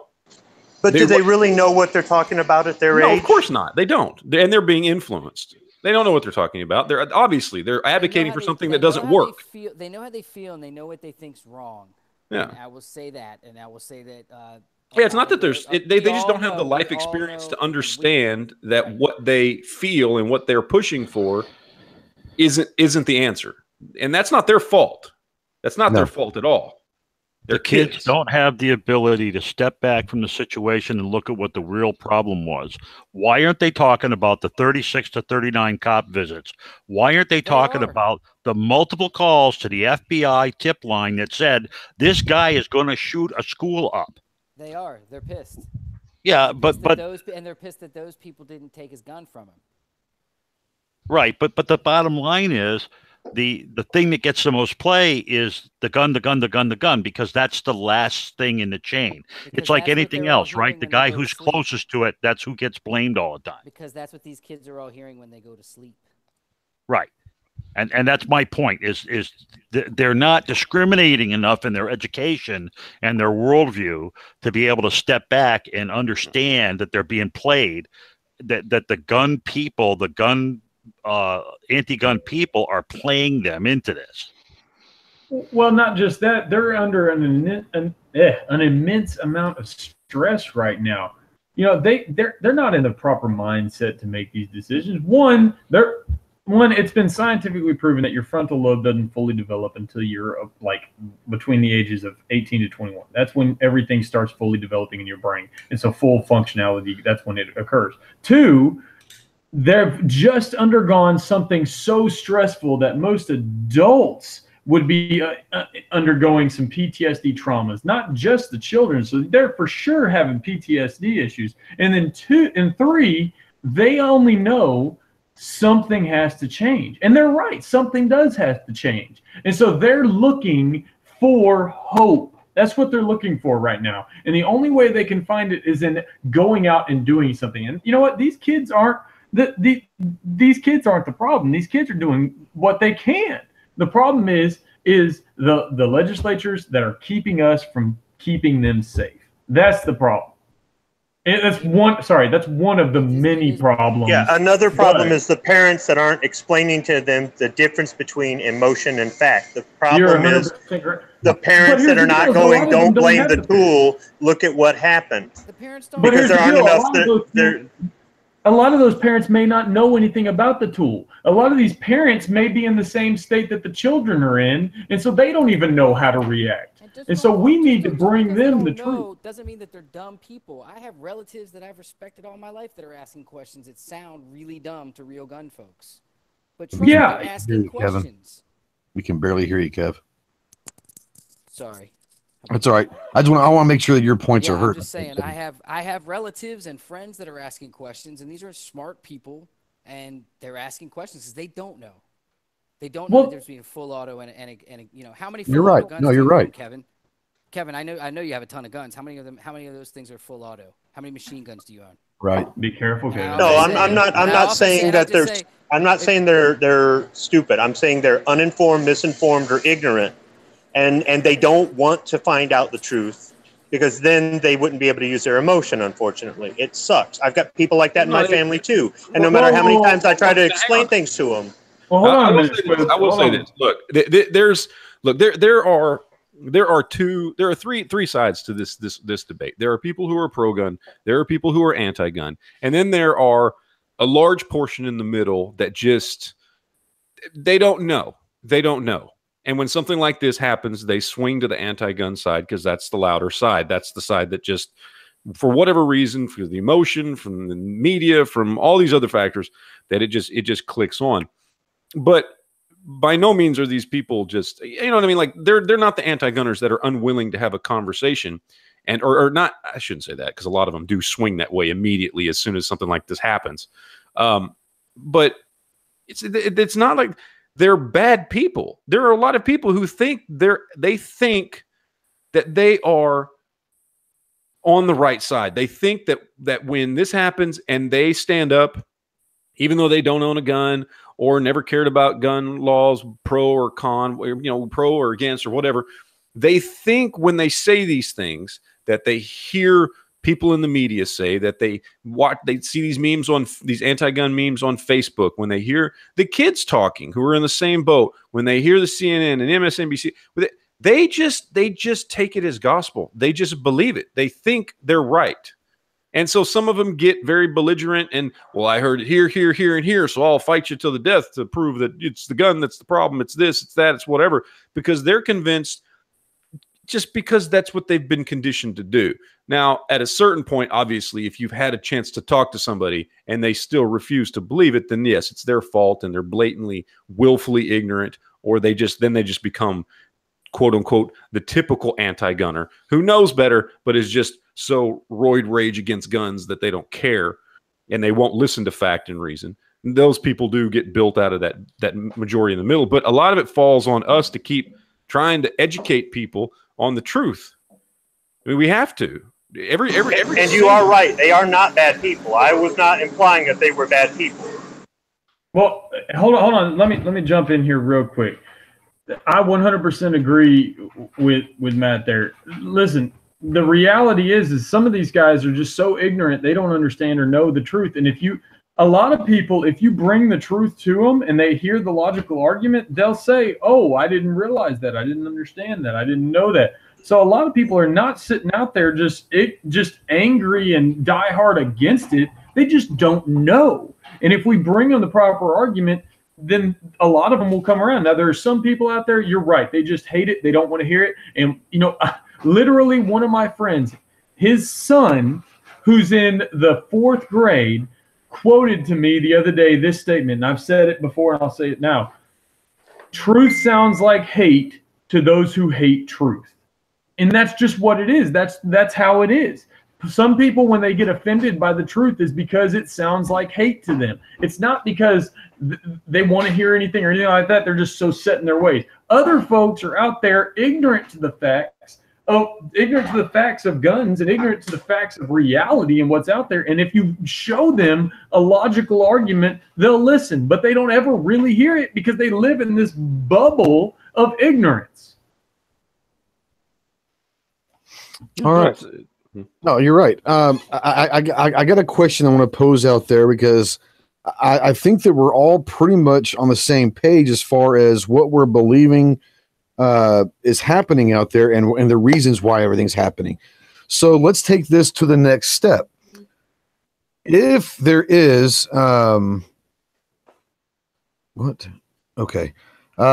if there is any, and you have any ideas besides a rally, because I think the rally is going to happen regardless if it's whatever. What's the next step? We talk about the ignorance and the miseducation of parents and that funneling down to the next generation, because we all know that to a certain age and for a certain extent, on the bigger topics at hand, kids are not necessarily going to listen, but they're going to trust the opinions of their parents because they just don't know any better. So if you have ignorant, miseducated people out there feeding false to their children about guns or whatever, then what is the answer? Is it, aside from a two-way rally? I mean, and I don't know the answer to that. I'm actually honestly asking, what's the next step? How can we get this conversation into the forefront to where we might actually have a legitimate chance of educating people, of changing people's minds about what is and what is not an assault rifle. You know, what is that next step? Because honestly, guys, I wish I had the answers, but I'm not saying I'm giving up by any means. Well, Ghost, I just don't know. I just don't know what the answer is. Anybody have any idea? I know I've been taking up a lot of time here, and I'm sorry, man. Man, it doesn't matter. All right. Well, one of the things I do here locally, and this is actually kind of getting back to what the original topic of this thing was, is training. One of the things I do here locally is I get together with the Trail Life Boys, and the Trail Life Boys is kind of like a Boy Scout organization here locally.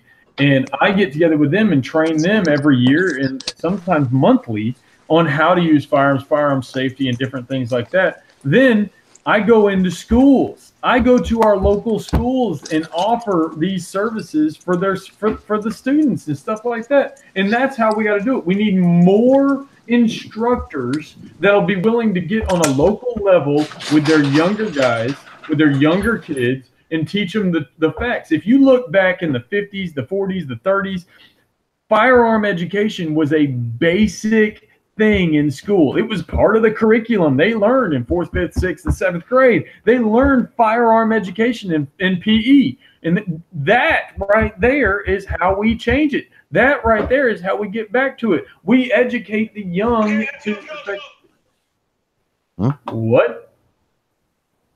But yeah, we educate the younger, and that'll affect the older. That's how we do it. If we have instructors out there that are willing to go into the schools and take that flack and take that backlash, and trust me, I've had my fair share. I've had parents tell me that I'm crazy for trying to educate children. I've had people at church come up to me and say, why would you want to do that? But then once again, like I said earlier, when you bring that logical argument of how it's a tool, just as a hammer's a tool, or a ladder's a tool, or a car is a tool, they think about things in a different way. When you get them to understand that a gun is a hunk of metal that has been manipulated into a pattern for a specific use, then they start thinking about things in a different way. But you've got to be willing to take the step into the school or into the church or into the area to teach it. You've got to go to your local Boy Scout groups and offer your training services to them. All right, I'm done. You guys can yell at me now if you want to. I'm sorry. No, I mean, no. That's no. What you're talking about is just. I mean, it's just an extension of the same thing I would say, which is, you know, their estimates are there's, you know, and it's hard to tell because obviously there's no way to really find this out because we don't in this country keep records on people. But estimates are there's, you know, probably 95 million gun owners, right? You know, close to a third of the country owns a gun, right? And probably at least a third of those people, at least 30 million people, are people that genuinely give a fuck.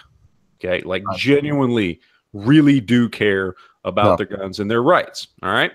2/3. Yeah. Some of them do, some of them don't. It's hard to tell, but at least a solid 30 million people in this country give a shit. Okay. We have roughly 320 million people in the country, give or take. I don't know what it is. You know, so what you have, it's a numbers game. Okay, we have to be those people that are willing to go out and do the legwork. Okay, so if it takes us, each one of us, going out and doing everything we can and spending every, you know, whatever spare time we have and going above and beyond at any opportunity to have those conversations with people, you know, each one of us really just needs to reach 10 people. You just need to reach 10 people. It's not like you have to do it tomorrow either. You know, you just have to reach 10 people in your life, you know, in the course of however much time goes by, to just have those conversations in a way, by knowing the different people that you're talking to, that you can make them realize the truth, or at least get it to where they're not going to be that anti-gun nut job, you know? And we have to do that. And you have to do it at work, and you have to do it at home with your family, with your friends. You have to be willing to have those conversations. Some of us here have gotten lucky because we've been able to get on YouTube and you know, we get to talk to a whole lot more than 10 people, right? So, you know, we get to do it that way, or whatever, you know. We get to have those conversations. So you've got to find those outlets, whatever that may be for you personally, whatever you found works for you. And I have been, Matt, I have been for over 20 years, and and I'm going to continue to do so, even though it's discouraging, because some days I feel like I'm pissing into the wind. Oh, I know. But I'm going to just keep on the best I can. And that's the thing. We have to encourage people to realize, because I know all of us in here do. I mean, that's a given. You know, we hang out, we talk, you know, we shoot the shit. You know, I know we do. What we have to be able to do is to make the other, and let's say, you know, again, 30 million of us genuinely give a shit. How many of those 30 million actually go out and actively try to change people's minds? You know, is it maybe half? Is it maybe less than half? You know, I mean, I think it's less than half, to be honest with you. Be honest. Yeah, I'm sure it is. I'm sure it's less than a third. But you know, and we have to convince the rest of those 30 million that this is what you have to do. You care this much. This is your job. This is a part of being an American. This is a part of being a citizen of this country. You know, without a shadow of a doubt, all statistical and mathematical data, all truth and logic, all you know, ideology based on the founding of our country points to the fact that we are on the right side of this conversation. We are on the right side of this argument. Okay, there is absolutely, without a doubt, no doubt in any of our minds, we're on the right side. It should not be that hard for those 30 million of us to get up off our asses and do every single thing we can at every opportunity. That's what we need to get people to realize. And that's one of the big discouraging things I found from the rallies was I couldn't get people to do that. They just wanted to say, I don't think it's going to make a difference, so I'm not going to worry about it. Or, it's not good for my brand. Or whatever it was. That goes back to the scheduling thing, I think, man. In reality, and the advertising of it. I really do believe that. Because 100% God's honest truth, I didn't hear about it. 100% God's honest truth. And I am pretty dang active in the 2A community. I mean, I'm not as active as you guys are yet. I'm getting there. I'm trying to work my way up to there and getting to where I can affect change with as many people as you guys can. But I didn't hear about it. Well, if you didn't hear about it, then Clover's slipping, and that's his fault. Way to go, Clover. We're going to blame you. We always blame the Irish, though. I want to take a quick time out, and I do not want to stop this discussion, but I do want to, and I don't know if some of you guys may not be looking at the screen. Kevin is over at a memorial service, and he is he's still with us. He's muted right now, but he is showing us live video at the memorial service for the students and teachers and all that. Are you with us, Kevin? I mean, if you want to talk about it's not a service. This has become one of the memorials. There's the memorial down at the school. school. Memorial. I got you. Okay, so they're going to be. I don't know if you guys can hear me. School? Can you hear me? Yeah, can you hear us? There's a memorial at the school, and then there's a memorial over here at the park. This is the amphitheater. I got you. This is the YMCA building. And way over there is like the fields where the kids play. And they've taken this field, which is usually an audience field for whoever is performing. Mm-hmm. And it has become a memorial as well. You can see there's a cross and or a star set up. A couple of the kids were Jewish. I believe one of the teachers was. Yeah. But you guys are having a great conversation. And I just wanted to show you that this is why we have to do what we talk about. This is why. There's fucking evil out there. And there's real moments like this that it hits home. I just want to make sure we saw it while you were talking. No, and I appreciate you. And like I said, you know, and it's just something for me personally. There have been tragedy. Again, this is never ending, this news, the news people. Yeah, I can only imagine the news and media circus is there. But this is kind of new for me. I don't know for all of you guys, but you know, the other shootings that have happened, I never was personally affected as far as knowing someone that was there or involved. So we never really had enough reach, at least me personally, to see what happens in the aftermath of something like this. And like I said, I do appreciate the fact that you're able and willing to share a lot of this stuff with us, Kevin, because this is just as important, if not more important, as to what happened a week ago, is the aftermath and what happens to a community when something like this happens. Now, that being said, galvanizing our beliefs and our vigilance for the Second Amendment, it has to be part of the aftermath of something, because they're going to come after that we hold here. Sorry about the wind noise. Oh, you're fine. We have to stay vigilant, and if it means that we have to go ahead and set a date for the next Capitol rally, then by all means, let's do that. Let's make sure that we're staying in touch with our beliefs, our convictions, and educating people is the next step. And I think a lot of people are saying is right. The next step is educating the uneducated or the misinformed. We cannot allow ignorance to be an excuse anymore as to why we get pounded over the head by media or by people that are anti-gun. Are they truly anti-gun, or they just not know any different? And I think having that discussion, like Matt and Luke and all them were talking about, having that discussion is so important, because a lot of these people say that they're anti-gun, but if you get a one-on-one, and not in public, but one-on-one, and have an actual intellectual, calm conversation, you might be able to understand why they're saying they're anti-gun. They may not be. They just may not know any different. Well, that's maybe how they grew up and what they were taught by their parents as to guns are scary, guns are evil. The discussions need to continue to happen. And I'm not saying going and searching for conversations or arguments. I'm saying if a situation presents itself to have that conversation, then do not by any means shy away from that conversation. Make sure that if you're going to, we all need to make sure that we are all educated ourselves as to the talking points of the pro-gun leg of politics. We don't want to look like idiots, and we don't want to give them more ammunition, because we're misinformed as well. If you're going to do this, let's make sure we're informed, but never pass up the opportunity to have that conversation with someone who is quote unquote anti-gun. Hello? We're all here. I was here. Y'all hearing something in the background? That was weird. Maybe it was I just think it's coming from Shoot. Oh, I got you. I got you. Can you guys hear me? Yeah, we can barely hear you. Something went wrong. Hold on a second. Okay. Whatever you did before, do it again, because you were fine. I just did it again. Can you hear me now? That's a lot better. Yeah, go for it. Okay, there's a guy on these comments here. His name is The Lutheran One. Do y'all see him there? Yes. Yeah. Okay, that guy right there, he's actually a Lutheran minister. I know him personally. He's a good guy. Right. He's a little extreme in some things, but he's a good guy.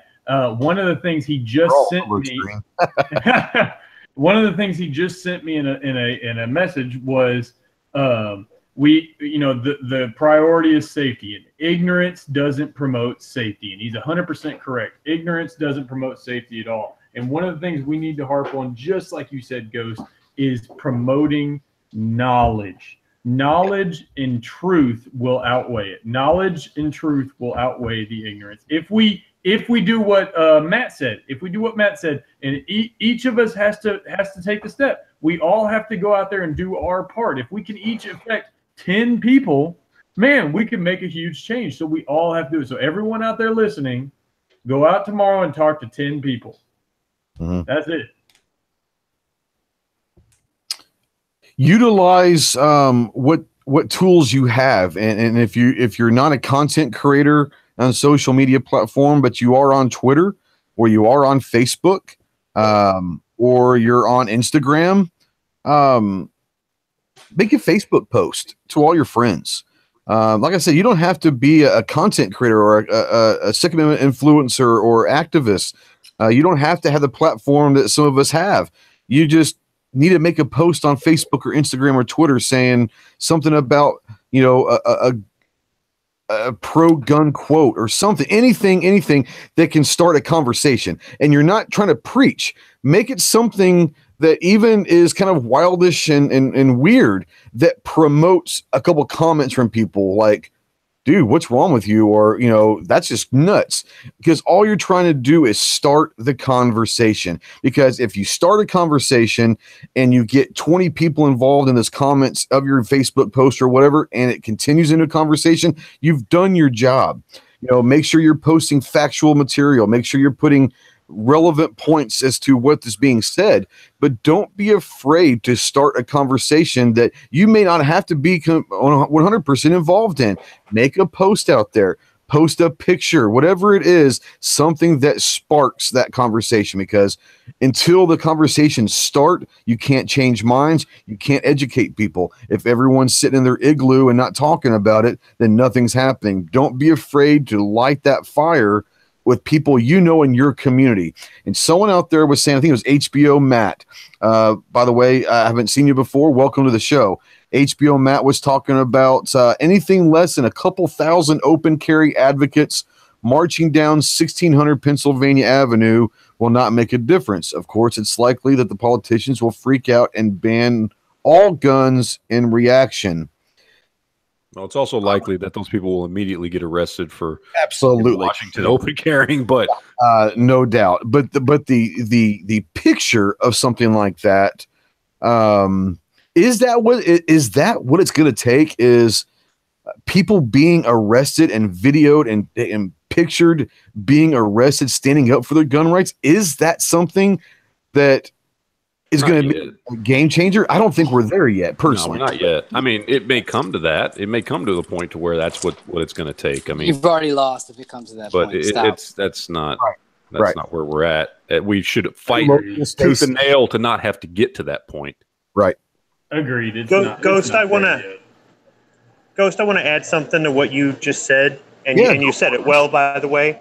Sean Connery has said that we need to continue to preach to the choir. A lot of times we're in these lobbies or we're on these shows and we're all somewhat in agreement or totally in agreement, and we're saying the same things over and over again to each other, or we're having these, playing devil's advocate and bouncing things off at each other and stuff like that. And it is preaching to the choir. But he says the reason that you want to keep doing that is so that when you do have somebody from the other side come at you, you're not there and you don't know what to say. You've been doing it so long with other people in our community that you're ready for anything they throw at you. And I'm paraphrasing him. I mean, it's not word for word, but you get the idea. There's a verse in the Bible that speaks to exactly what you're talking about, iron sharpening iron. The reason Christians come together every week is so that way they can sharpen each other for the future. It's the same concept with 2A, and hear what we're doing. The only way we're going to sharpen our arguments for the other side is if we do them together. Another thing, Matt, I want to get your opinion on this too. Another thing we should do is not just argue Second Amendment, but also argue reality of the situation. Like, for instance, my aunt and I got into an argument earlier about AR-15s. And I said, listen here, the reality of the situation is here in East Texas, the pig problem is so far out of control, we can't stop it. The only first line of defense against wild pigs in the state of Texas is private citizens with AR-15s. And that's a realistic argument that we can bring to them. That's not just 2A. It's reality. It's a realistic argument. My biggest issue with those arguments is not the argument itself, because there are so many reasons when it comes to whether you're talking ARs or AKs or any certain, you can take any gun issue like what you're talking about, and somebody's like, well, you shouldn't be able to do this with your gun or have this type of gun or whatever it is. And you can always point to something else. And there's a lot of really good counter arguments to that. My biggest problem is, and I've been on this bandwagon for years, which is I don't want it to get to the point, because I know gun owners who do this. Whenever they have those conversations, that is their only point. We have as a nation, and this started decades ago, we've lost the backbone to just fucking put it in people's faces what the Second Amendment means. It's not about hunting. It's not about fucking hogs. It's not about fucking going to the range. It's not about 3-gun. It's not about anything else. It's about being able to maintain the citizenry in defense against a possible government tyranny. Okay. And when people go, oh, that's never going to happen. Really? Because it happens all over the world every single day. Yep. And the only reason it hasn't happened here is because of the Second Amendment. That's just the fact. And I don't ever want to shy away from that. That's why whenever somebody's like, I've been on YouTube for 8 years. I deal with people all the time. When I talk about gun rights and this kind of, but guns were only made for killing. Yeah. And damn straight they were. Well, cars were not made for killing, and they kill more people than guns. So how isn't that worse, right? Exactly. And I've had that exact same conversation with people because I'll say, hey, look, cars kill more people. Well, guns are made for killing. Yeah, and the fact that cars kill more people when guns are actually made for killing, doesn't that prove my point? I mean, it's so ridiculous. And again, it's not that you don't have those conversations. It's not that I hate the people that try to. I hate the people. I hate them. I don't hate the people, but I appreciate that so much. You. No, I hate you so much for your love, brother. But I hate it when and there was a time, years ago before I got into this mindset where I did the same thing. I don't want to sit there and try and explain the Second Amendment. I don't want to get into a conversation with why should I own a weapon of war and that kind of thing. But it is the truth. I mean, it's even been backed up by the Supreme Court. The Supreme Court backed the fact that we're supposed to have weapons of war. It's a part of our country.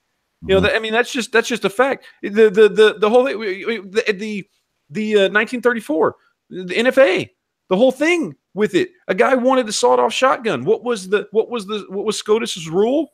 Well, sawed-off shotguns aren't used in a time of war. Second Amendment is there to make sure citizenry has weapons equal to that of what their government would use during a time of war. And that's not a sawed-off shotgun. That's why it's on the NFA list. You know what I mean? And I agree with you, man. We need to have those other arguments ready because we need to be able to use those as well. But I don't ever want us to shy away from what it is, because the more people hear it and the more people understand that argument, and don't just look at it as, oh, you want to go to war with your government? No. The whole fact that we have the right means hopefully we never will. It's like your child knowing that you will spank them. If you spank them one time, okay, which we spanked our government back 200 and some odd years ago. We spanked the British, right? The whole point is now hopefully we never have to do it again. They stay in line. Why? Because they know we will do it. That's the Second Amendment. And that's the same reason that we should have guns in school, the deterrent, the same kind of deterrent. I agree. Matt, I 100% agree with you. I'm not trying to argue.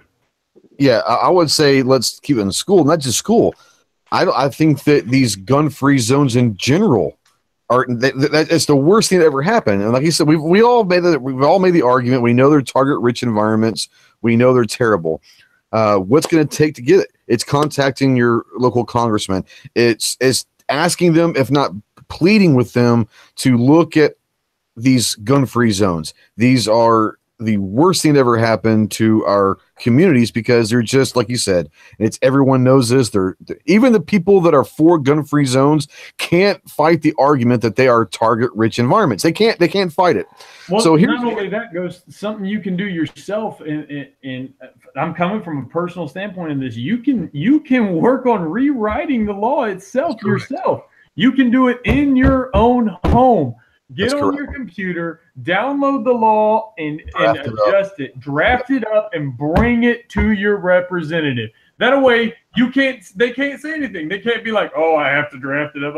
No, you don't. I got it for you. Here you go. Let's sit down and go over it step by step. Here's point A. Here's point B. Here's point C. And then you go over it all that way, and you show them face to face, this is how it is. I will sit there and there's a lot of discussion going on about the rallies, and we need to kind of start talking about setting a date. I got an email from Gunpowder Beauty saying starting this Sunday, she's going to be starting a 2A activism chat. It will be weekly, 6 p.m. Central. All are welcome, and we'll start planning the 2A rallies along with getting a plan together and getting more people involved with the Second Amendment. Tardot and I are making this happen because this is something that we can no longer stay quiet about. Phenomenal idea. I love it. I will definitely be there. But here's the thing I want to talk to you guys about as well. The 2A rallies are phenomenal. We've got to get those, especially on a regular basis. But we keep talking about doing something local.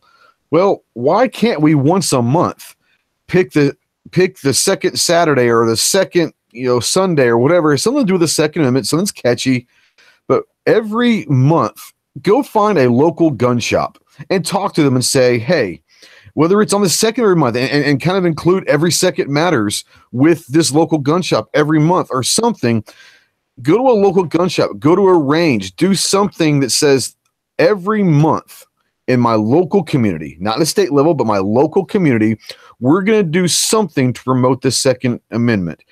Talk to that gun shop, whether they can give discounts to something or whatever to bring people in, grill out hot dogs, do popcorn, do something for the people to try to get them to a gun shop. Because here's the thing, many of the people that we're talking about of being ignorant or miseducated or uneducated or misleaded in their growing up about guns probably have never been to a gun shop. They've probably never held a gun. So go to a gun shop or a range, talk to your range or gun shops and say, hey, every month I want to do something, whether it's on the 2nd of every month or just a random Saturday, but every month I want to do something here to not only promote your business, but to promote the Second Amendment. Because if you want to start local, we've got to change the minds of people that we can actually change. And we're not going to change the people at the state level right away, but we can make a change in our local, like Matt said earlier. If you can just reach 10 people and you can bring 10 new people every single month to a gun shop or a range and have them hold a gun for the very first time, or sit there and have a logical, calm discussion about the Second Amendment or about firearms in general, you've done your job that month. And then they come back the next month and they bring 10 more people. And next thing you know, our umbrella is so big that the state and then federal have to listen to us. Don't be afraid to go out there and make something happen in your local town, city, whatever you want to call it. It could be so important. That's where we got to start. It's a virus. Make that virus spread. So check out Gunpowder Beauty Sunday nights at 6:00. Guys, we've been going on for 2 hours. I don't mind staying on, but Clover and Grim and Cycle Camp. Now, Cycle, I want to get you guys, if you guys have anything, but I know Cycle, you had something that you wanted to read. Is that correct? Hey, I'm going to bow out, Ghost. It's family time. I'll talk to you guys soon. Thanks for having me on, buddy. I'll talk to you guys Thursday night. God bless you, brother. God bless you. Appreciate everything, fellas. Take care. Thank you. Yeah, there's been an awful lot of comments about what Trump did or did not do. And I ran into a pretty interesting article that was written. The premise of the article is Trump's go nowhere memo on banning bump stocks. And the subtitle is a symbolic move that won't change any gun laws. And I just wanted to, if you let me get through some of this. Yeah, go for it. That's what I'll ask you. Yeah, absolutely. So basically, let me see. I'm trying to find okay. So the first thing to understand about, and I'm quoting here, that's the first thing to understand about Trump's announcement Tuesday. He just re-announced an existing review process. The memo, not an order, mind you, a memo, instructs Sessions to, quote, dedicate all available resources to complete the review of the comments received and, as expeditiously as possible, to propose for notice and comment a rule banning all devices that turn legal weapons into machine guns, end quote. That was already going to happen. The most Trump did was nudge Sessions along. But there's a reason that the Bureau of Alcohol, Tobacco, and Firearms concluded it couldn't ban bump stocks under Obama, who was no friend of the gun lobby. Bump stocks don't appear to violate federal law. Banned machine guns are defined in the National Firearms Act as, quote, any weapon which shoots, is designed to shoot, or can be readily restored to shoot automatically more than one shot without manual reloading by a single function of the trigger. Bump stocks do not modify a weapon's trigger nor make it fire automatically with a single function. Rather, they use the natural recoil of a gun to bounce the weapon off the shooter's shoulder and back onto his or her trigger finger. This may seem like a meaningless distinction, but the law is the law, and it does not appear to prohibit this type of modification. The executive branch cannot simply declare something illegal without statutory authority. Congress will ultimately need to change the law to specifically ban bump stocks. So basically, what the guy is saying is, hey, the bottom line is it's the Congress that has to ban bump stocks. Executive can't do it. And I just want to read one more piece a little farther down. Trump notably did not call on Congress to act on bump stocks in his announcement of the memo. He probably wants to avoid a congressional fight with the NRA, which opposes any bump stock bills in Congress. I think that's bullshit personally, but that's okay. A more cynical interpretation might be that Trump and the NRA are electing to pursue a process they know can't go anywhere. Either way, Trump's memo isn't going to change anything. It's just basically saying, and now I'm editorializing, but his memo to Sessions is, hey, please give priority and hurry up and finish the shit that you started after the Las Vegas shootings. Let me ask you this real quick.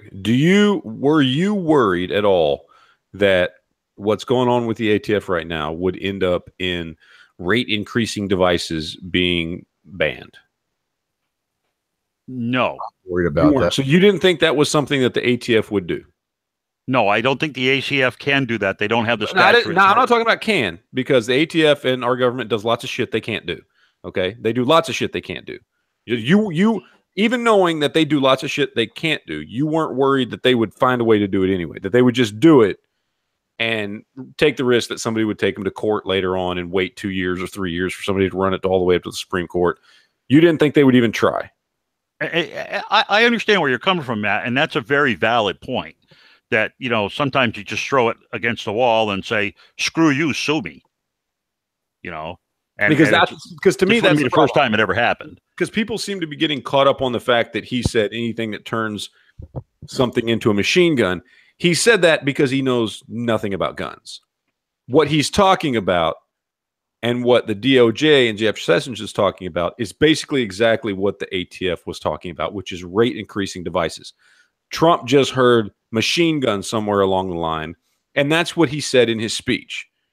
Okay, so that's just him with all the best words saying something because that's what he thinks it does. He doesn't know what a bump stock is. He's just saying that. What he's really talking about is telling Jeff Sessions to go forward with regulations, and all Jeff Sessions is going to do is send that to the only regulatory body we have in the country for guns, which is the ATF, and they've already got the playbook ready, waiting for rate increasing devices.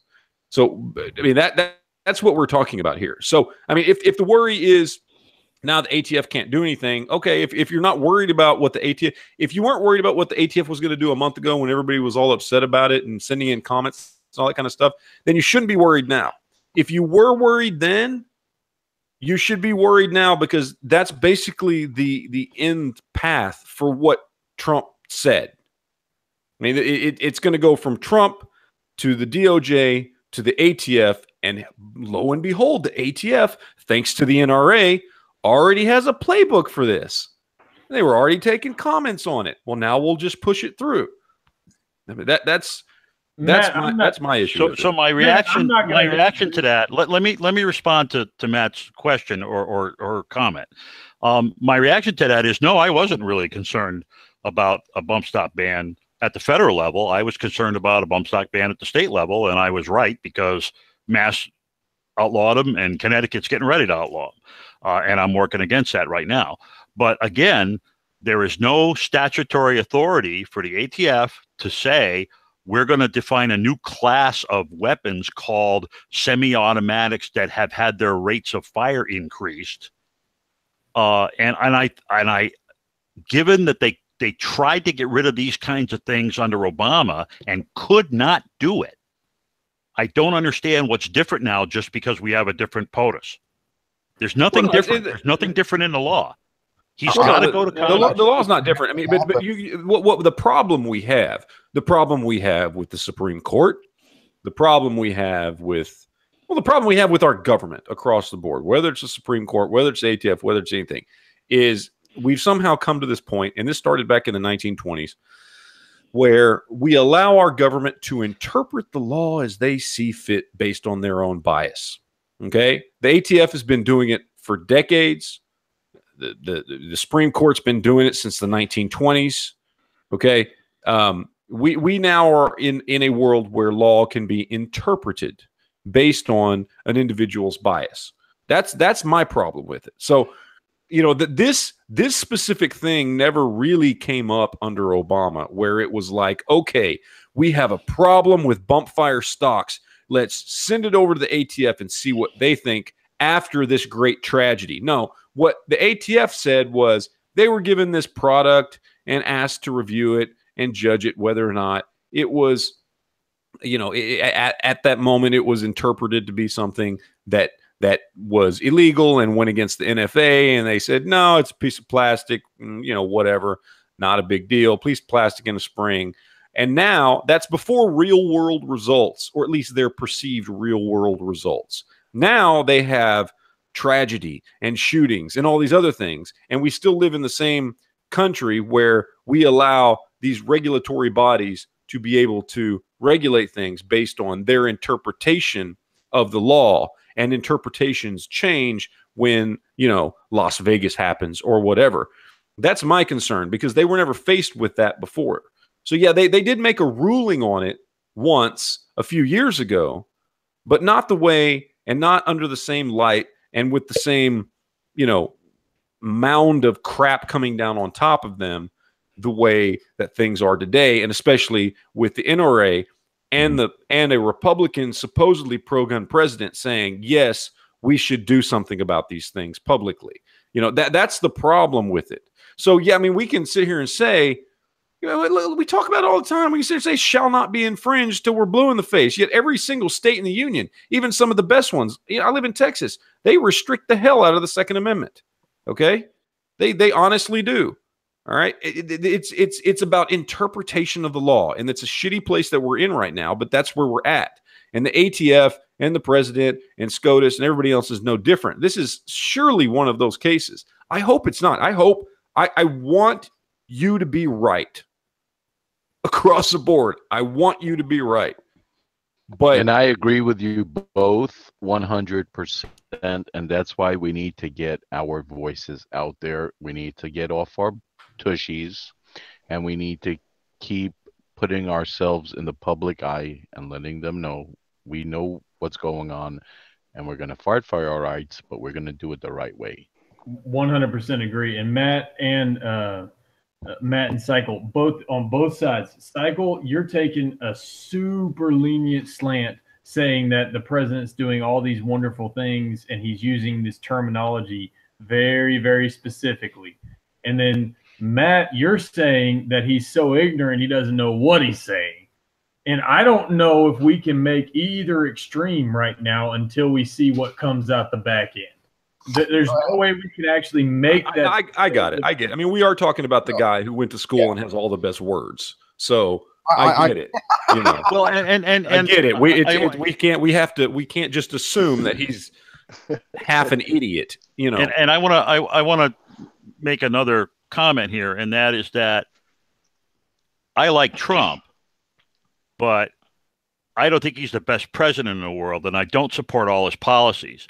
And a lot of times he does things in a way that make absolutely no sense to me at all. But given his history of how he handles these kinds of things, the tweeting, the outrageous statements, which I consider counterproductive, but that's just the way he does business. This is just the way he did it when he was a businessman. He would say something and get people's hackles all riled up because that caused them to start saying what they really wanted. And, you know, I wonder how much of this is, I look at this the same way I looked at when he proposed to give them the DACA, which again went nowhere. Well, it's not over. DACA's not over. But I'm just saying, he offered them. He said, "Oh, this is what you want." That's a huge can of worms. Right. Don't even start with the DACA thing, because that's I'm going to. That's a whole other. I'm trying to. We live in Texas, dude. That's a huge can of worms. Hold on. Go ahead, Cycle. Can't finish it. I'm just saying. I'm trying to contrast the approach. The left said they wanted something really badly. He stood up and said, "Here it is."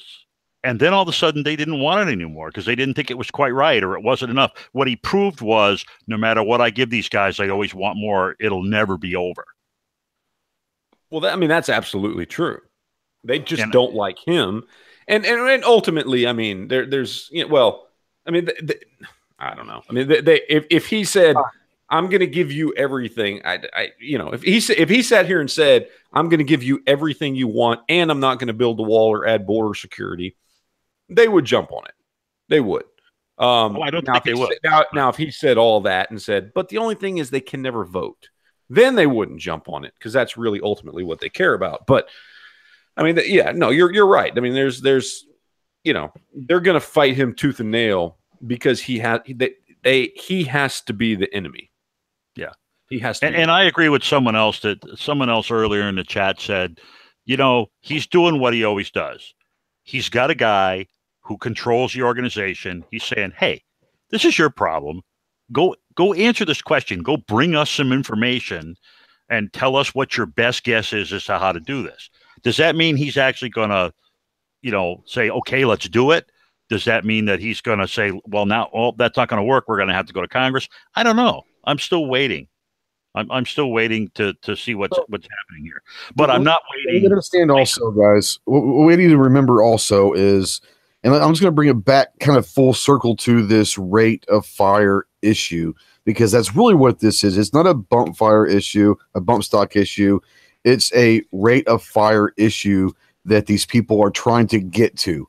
They're trying to say that anything that increases the rate of fire has nothing to do with the bump stock. I believe that. I believe that there's nothing to do with the bump stock. I think there's the binary triggers. There's all sorts of things that they're going to eventually try to go after. That being said, is this. We all know that they're wanting this stuff, but the ATF is not going to be able to regulate rate of fire until they come up with a base definition of what an actual base rate of fire is. And they're not stupid enough to go into that wormhole, because you can sit there and say the average person can squeeze off this many rounds in 1 second or whatever it is. But it's not anything that they can put on paper and say this is what a true base rate of fire is. Because if they're going to try to take rate of fire devices away, then what are they going to compare that to? The answer is we don't know. And that's the problem is these people are getting riled up about taking and I'm not saying don't get riled up. I'm not saying don't fight. What I'm saying is I think there's a couple more steps that we have to worry about first.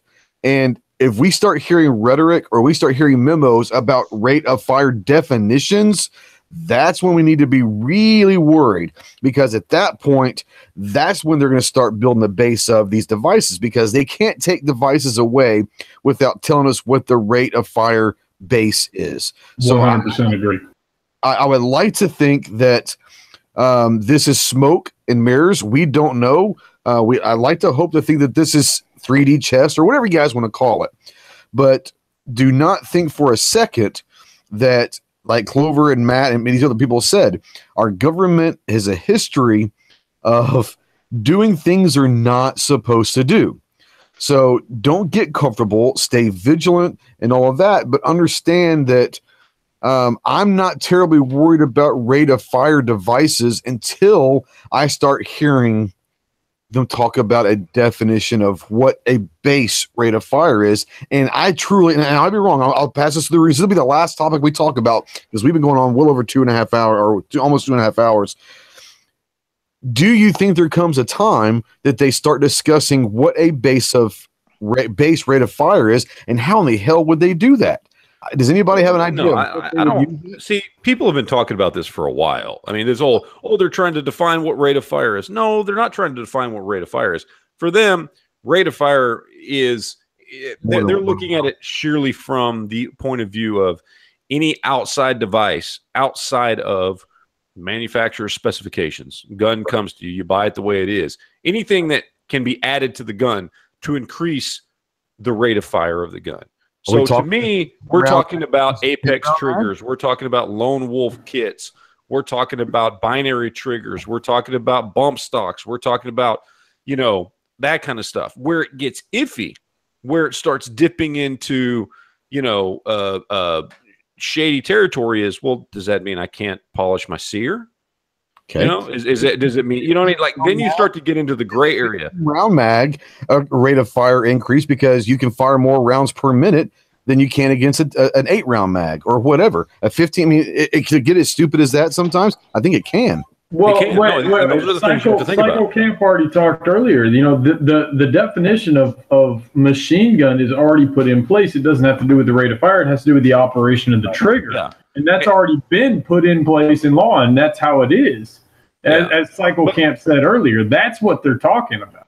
But see, that's the thing. I don't think they are talking about that. I don't think DOJ, Jeff Sessions, ATF, none of them has brought up the words machine gun. Trump is the only one that brought up the word machine gun because that's what people, by and large, the people that Trump would listen to on social media, the people in Hollywood, the people that he gives a shit about that cause him on these emotional swings to change, you know, depending on which way the winds are blowing, they're the ones using machine gun. ATF, DOJ, people in the government, they're not using the term machine gun. He said that because that's what he's hearing from people he pays attention to. Not because the DOJ, Jeff Sessions, or the ATF are saying machine gun. That's the issue here. Ignore that Trump said machine gun. Right. People need to ignore that. That is a huge leap to say that the man said something, but you think you know what he really meant. Stupid shit all the fucking time. But I'm just saying that's a huge talks out of his ass more than any human being ever has. Okay, let's not mince words here. The dude talks shit all. I got the biggest buttons. I got the best words. That's all this dude fucking does. To think that this is the one exception when we already know what the ATF wants to do, what the DOJ wants to do, what behind the scenes the NRA has been pushing for, what all these people who are informing Trump, what they're going to be pushing for or willing to accept as a kind of, well, we'll take this, I guess, you know, so it doesn't go any further. What we know as smart individuals, okay, if we're just going to go ahead and ignore all that shit and go, well, Trump said machine gun, so he must know what the fuck he's talking about, when we know that all evidence points to the contrary from all his tweets and all the other shit he spews. That's just ignorance, man. That doesn't make any sense. The simplest answer is oftentimes the correct answer, okay? Trump talks out of his ass half the time. He said machine gun when nobody else would say machine gun because that's what he's hearing from people, and he just said it, and our common sense should tell us he's talking about rate of fire devices that increase the rate of fire, that kind of thing. That's what he's talking about because that's what everybody else is talking about on a real world level. To make that leap is to assume ridiculousness. You know what I mean? All evidence points to the fact that he doesn't know what he's talking about. He's proven it time and time again. And you could be 100% correct, man. I hope I'm wrong. I do hope I'm wrong. I would love to believe Trump is smarter than that and playing one on all the anti-gunners. Okay, so it's not that I want to be right. All right? I've been very pleasantly surprised with Trump in the last year. He's done some really good things, and I hope he keeps doing them. All right, so what we're going to do real quick with this is I think we're all on that boat. We hope that this is going to work out well. Clover has been wanting to talk about an issue that I think is important because we were talking about it earlier in the chat about the kids not necessarily having their own opinion because they just don't know any better. So they're going to listen to what their parents have to say about these topics. And if their parents are anti-gun, then they're going to have a tendency of being anti-gun, at least until they express and they see the real world. The topic that Clover has been trying to bring up, and I think it's an important one, is how what is a good way to start educating the youth and the children that might have anti-gun parents. So, Clover, you want to go for it a little bit? Yeah, can I kind of respond to the absolutely first? Yeah, go. You know, I like the way it's awesome to have all of the varying opinions, and I know out there in the chats and stuff, a lot of us catch 10 kinds of crap because we're wargaming and we have different styles, and some of us are the type that we're real negative and we hope that this never happens, and then some of us are overly optimistic and we hope that it does happen. But ultimately the end game for all of us is the same. So I just want to say, we need to keep the discussion going and the conversation going. at least on principles, we tend to align. With that said, I ran across an article earlier, and it was talking about this. It was talking about this memo and the process and how everything kind of works. And if the memo directs sessions to push through things with the ATF, and then if the ATF decides that they're going to change regulations and all that stuff, they have the option. Not that they necessarily will do it, because I don't think it. I didn't read anywhere anyway, and somebody may know differently and can speak up later, that they have to do this. But they could open another comment period even. So we're talking about potentially it being days, weeks, years, months, who knows? And then we got to realize too, we're in the middle of midterms. So, this may not be anything that's pressing and it's going to happen tomorrow. So we need to be really careful about, jumping out on limbs and not really taking our time and paying attention to what's going on. Okay. Off of that soapbox and onto the kid thing. Lockjaw out there was talking about, we can reach the kids. They're willing to listen. Heck, the school in Florida even had the ROTC program. Matt's mentioned it. I think Squib's mentioned it. Luke has, talking about educating the kids and that sort of thing. I just want to touch on that a couple of minutes. Educating the kids is easy to do. It's easy to get started. But I will say this. It requires people to volunteer their time. It requires people to step up in their community. You work, that's great. You got all these other things you do, that's great. But if that's something that you want to see happen, you're going to have to put your time, at least, where your mouth is. And one way that you can do that is through 4-H. Get a hold of me. I can help you make that happen. Pretty much nationally, it's a 2-day training program. And from there, you start a club. You basically got to have like 5 kids. So if you can get 5 kids interested, you're good to go with about $120 course. Very, very easy to do. That being said, understand that when you do that, there are obstacles that you face. I have seen a couple of issues over the last couple of years. We had a very, very vibrant program here in the county for many, many years. It's become somewhat stagnant, and I see several reasons that it's came that way. So it's became that way. And this may be a topic that we may talk about in depth tomorrow on the Youth Shooting Sports Show. It's a precursor to that. That's why I wanted to sort of mention it. But, there's some obstacles that you run into, and I'm not real sure. I haven't found the answer to them as a county volunteer leader and a club manager here. Hopefully there are people out there who can help figure this out. But number one, you can't get to the kids without getting to the parents first. So, you have to create, you have to be able to educate somewhat. You can't go F this Second Amendment, cannot be infringed. That's not how you're going to get kids into your program. That's first of all. It's got to be, I don't want to sound SJW, but it's got to be a safe and nurturing style environment in which you do it. And that's how you quell any fears, I should say, with the parents to allow them to get the kids into the program. Then if you have a good educational, vibrant and active program, it can grow from there. The second obstacle you run into is society, short term, what would be the word? Attention deficit disorders, I guess. Not necessarily diagnosed attention deficit disorder, but you've got so many kids that participate in so many different things, and one takes precedent over the other.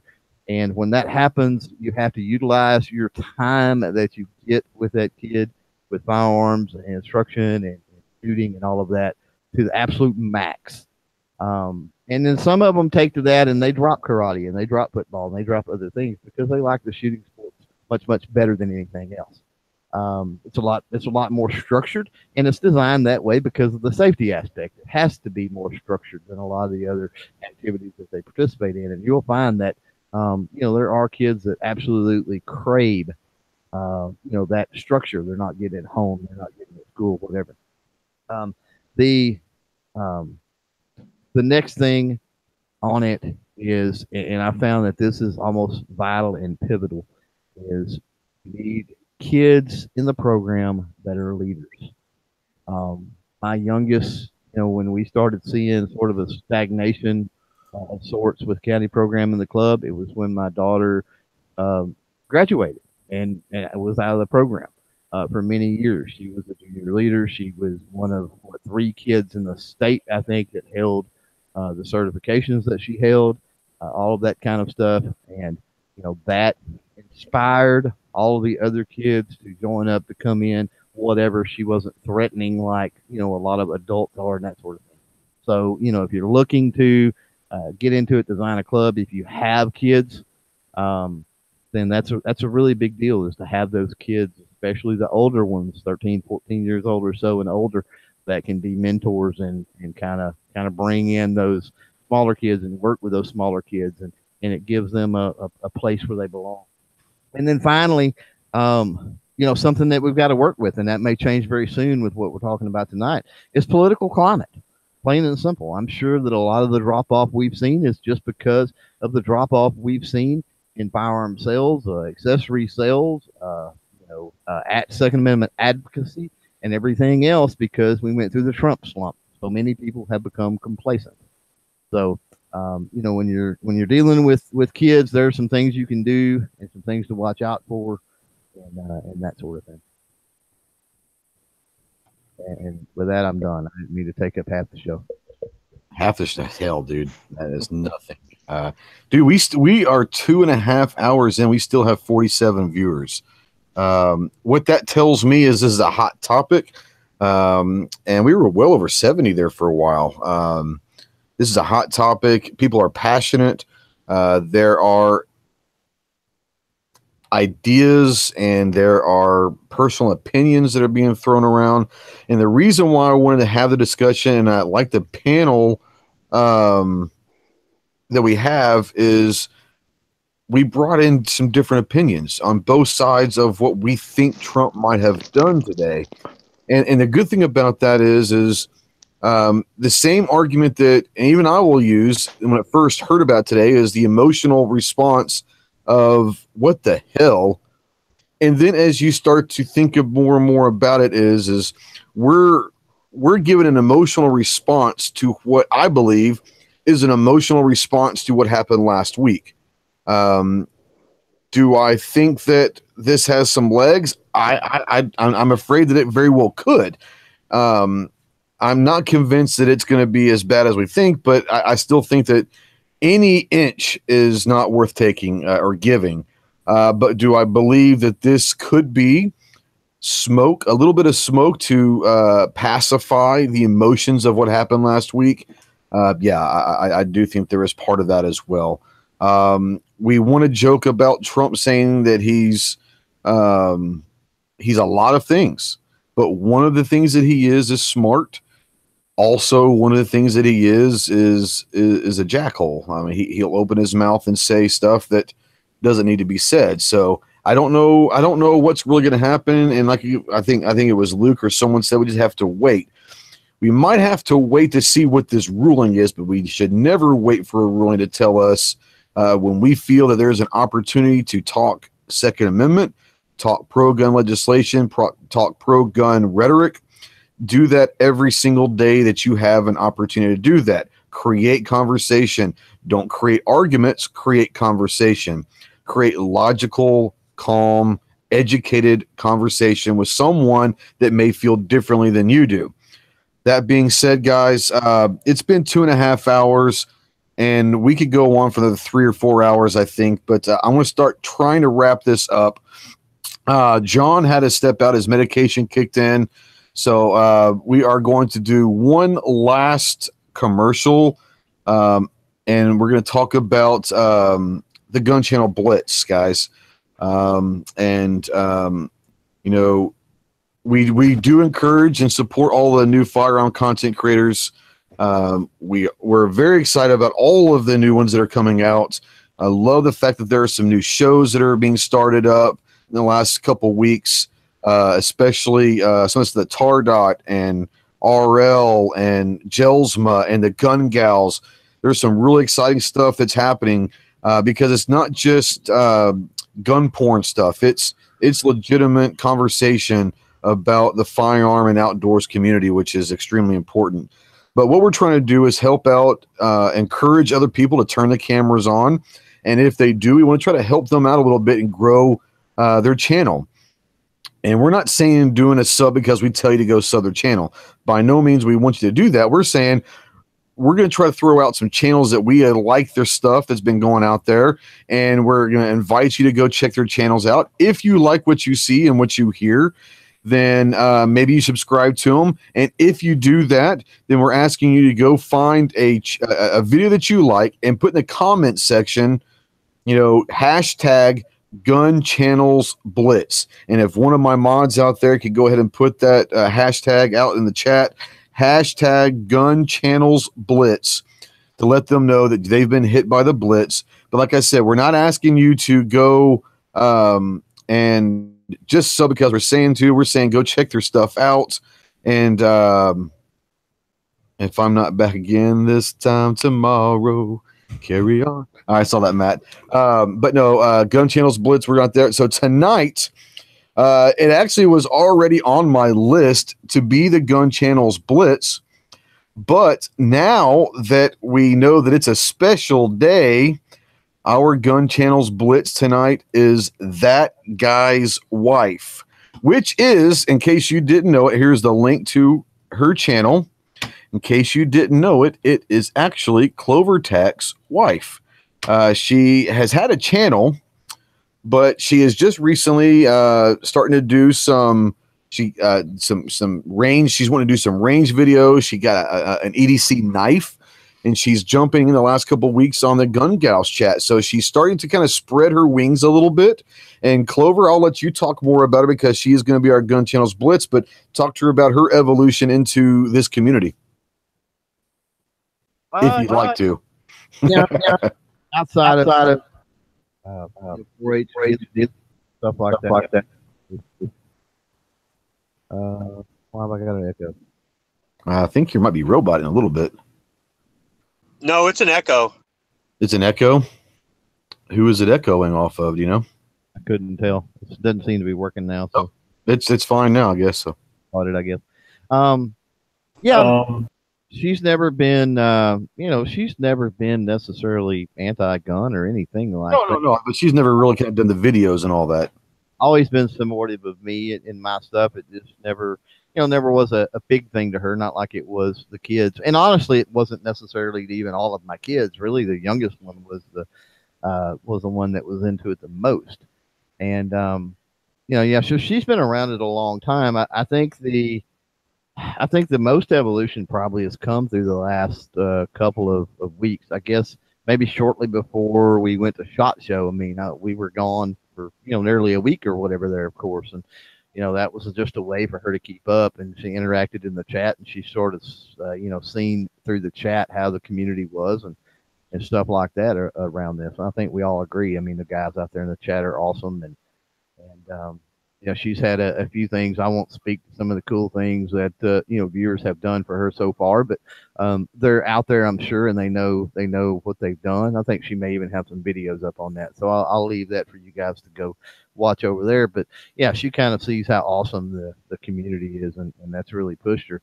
And she does more than just the firearm stuff. I mean, like all of us, with me, I mean, you've got my pipes and whatnot, and with her, you've got the crocheting and the sewing and some of the other stuff like that. So it's not just a one trick pony channel that's just the same boring. Hello, I'm Hickok 45. Let's shoot Mr. Gong over there. Every single video. So hopefully it ends up being a diverse channel and something that everybody can get something out of. And more importantly, I mean, it's another female, it's another gal, it's another girl, it's another woman, in the community and active and talking about things. And at the end of the day, that's a very, very underserved demographic out there that we need. A very important demographic in the gun community that's untapped right now. Absolutely. Well, let's kind of start closing this down, and we'll, since you're already talking, Clove, and you want to plug anything you got coming up. I know you got several shows and different stuff, so plug away. Not really. I mean, in light of this and my little diatribe earlier, I mean, that'll probably be the topic for the youth chat. That's for NEA tomorrow. That's 7 Central, 8 Eastern, 7 Central. And we'll probably talk about, some of the specifics on, getting that started with 4-H in a club and pitfalls and things to watch out for and things to be careful of and things like that. So that'll be my only plug, I guess. There you go. Cycle Camp. Cycle Camp had a bear visit them recently. You're on mute, buddy. Yep, there you go. I'm sorry. Are you doing the wrap up? Yeah, we're kind of doing a wrap up, and like I said, we've gone 2.5 hours. I said, plug away what you got, but I know that you had a bear visit yesterday. Yeah, that was pretty cool. I've never seen one in all the years I've been in this house, so that was, and it was a good size one. That was pretty neat. Right. So I was looking forward to that. But today I got a package from Poland, so I'm very excited about. Ooh, is there a video that could be coming out? Yeah, I got my birthday stock and handguard from Poland, and awesome. I got to buy some more metal parts to put the whole thing together, but it came out very nicely, and I'm really happy with it. Awesome. Can't wait to see that video. Probably when I get back from the Caribbean. Yeah, well, you're leaving when? This weekend or next week sometime? Yeah, Sunday. I'll be gone Sunday. Yeah, be safe and have a great time. Grim, great, thank you. I know you've been kind of quiet tonight, but I wanted to hear what you had to say. If you have any closing remarks, I know you don't like to plug a whole lot, but plug away whatever you want to plug. Yeah. No, thanks for the invite. Just one thing to, we always have this conversation, and for all you guys out there, I mean, don't become complacent. Have that conversation with people. I know Matt and everyone else was chiming in, and I'm getting a cough here, so I couldn't jump in when I wanted to, but clear up that misinformation for people, and don't talk at them. Even my students, we had a good conversation today in health class about this whole situation, because they kind of brought it up, and I kind of let them kind of go at it. They had a small debate, but, and then they would look at me to clear up small things, and, they did a good job of having a good conversation and what they finally concluded themselves was banning guns wouldn't do anything. Right. Which I thought was pretty good on their own. They figured if you're going to want to do something and break the law, you're going to break the law. As they say, you're going to want to smoke or do whatever at the age, because they're about the same age as these students. So, we have to have those same conversations with the adults, clear up that misinformation. Don't be complacent. And that's everybody. What can I do? Have a conversation with somebody, take someone to the range, whatever it may be. We don't have to get into this yelling and screaming match. It's like when Matt tries and invite people to, hey, you're welcome to say what you want, but you need to let me be able to say what I want, but that's all, you guys. We just got to keep it together. Yeah, be respectful. The second that anyone's voice inflicts the least bit of emotion, that's when it's going to derail. So when you're having these discussions, stay calm, stay respectful. There was a quote from The American President, which is one of my favorite movies as far as the politico side. It said, being an American is spending a lifetime talking about something, but listening to someone who spent their lifetime talking about something that's opposite of what yours is and being okay with that. Not necessarily being okay with the fact that they are having a different opinion, but being okay with the fact that they have their own opinion. Now, we should maybe try to change that opinion, but we don't want to get into a shouting match. We want to stay respectful. We want to stay calm, because the last thing that we need is the quote unquote visual of the redneck gun-toting hillbillies losing their temper with the normal people. So stay calm, stay vigilant, stay respectful. Let's change some minds. Thank you so much, Grim. I love having you on, brother. Matt, any closing remarks, my man? I would just like to take a little shot here. Bottoms up. I don't think that was his first, ladies and gentlemen. Just going to say Not that. all. Of course not. That was my 1, 2. Oh, that was my number 6. So wait a minute. Have another for me. I just want to say, go out there, kick some ass, take names, be a good example of a gun owner. Most importantly, be a good example of a gun owner. It's important right now. It was the whole thing that the rallies were originally based on, was we get out there, be proactive, not reactive, and show these people that we are just like them. We are your neighbors, your friends, your family, and we believe in this. Let us tell you why we believe in it, and let us bring you in. Gun owners need to be, should be, and have the right to be far more actually inclusive than anybody else. The Democrats love to use that word all the time.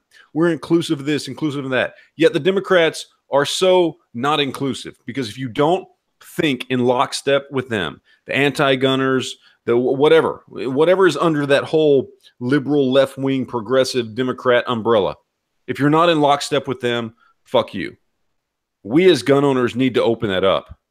We as people who believe in true freedom and liberty, because ultimately, if you believe in the Second Amendment, you believe in true freedom and liberty. We need to open that up in a real way, not in some BS political way. And we need to be the ones that are inclusive, and we need to put that example out there all the time. All the time. I don't give a shit how you live your life, what you're doing, whatever, as long as you're not hurting anybody else. This is why it's important for you, for me, for everybody to understand what the Second Amendment means. I don't care if you're gay married to your goat. I don't give a shit. I really don't. If you're not hurting anybody else, I don't care. You got 17 wives or 17 husbands. I don't care. You want to smoke weed? I don't care. The Second Amendment, freedom and liberty, means something. It means something to all of us. We should understand that. We should be inclusive of everybody. And far too often, I think people get into the mindset of, we're gun owners, we got to be hardcore right-wing Republicans. No, we don't have to be. It's not about that. It's about freedom and liberty. And that's what the rallies were originally supposed to be about. And I know that's what we did in Texas.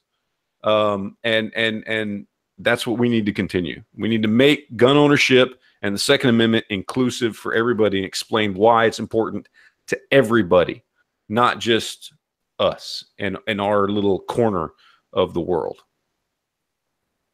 I agree 100%. Well said.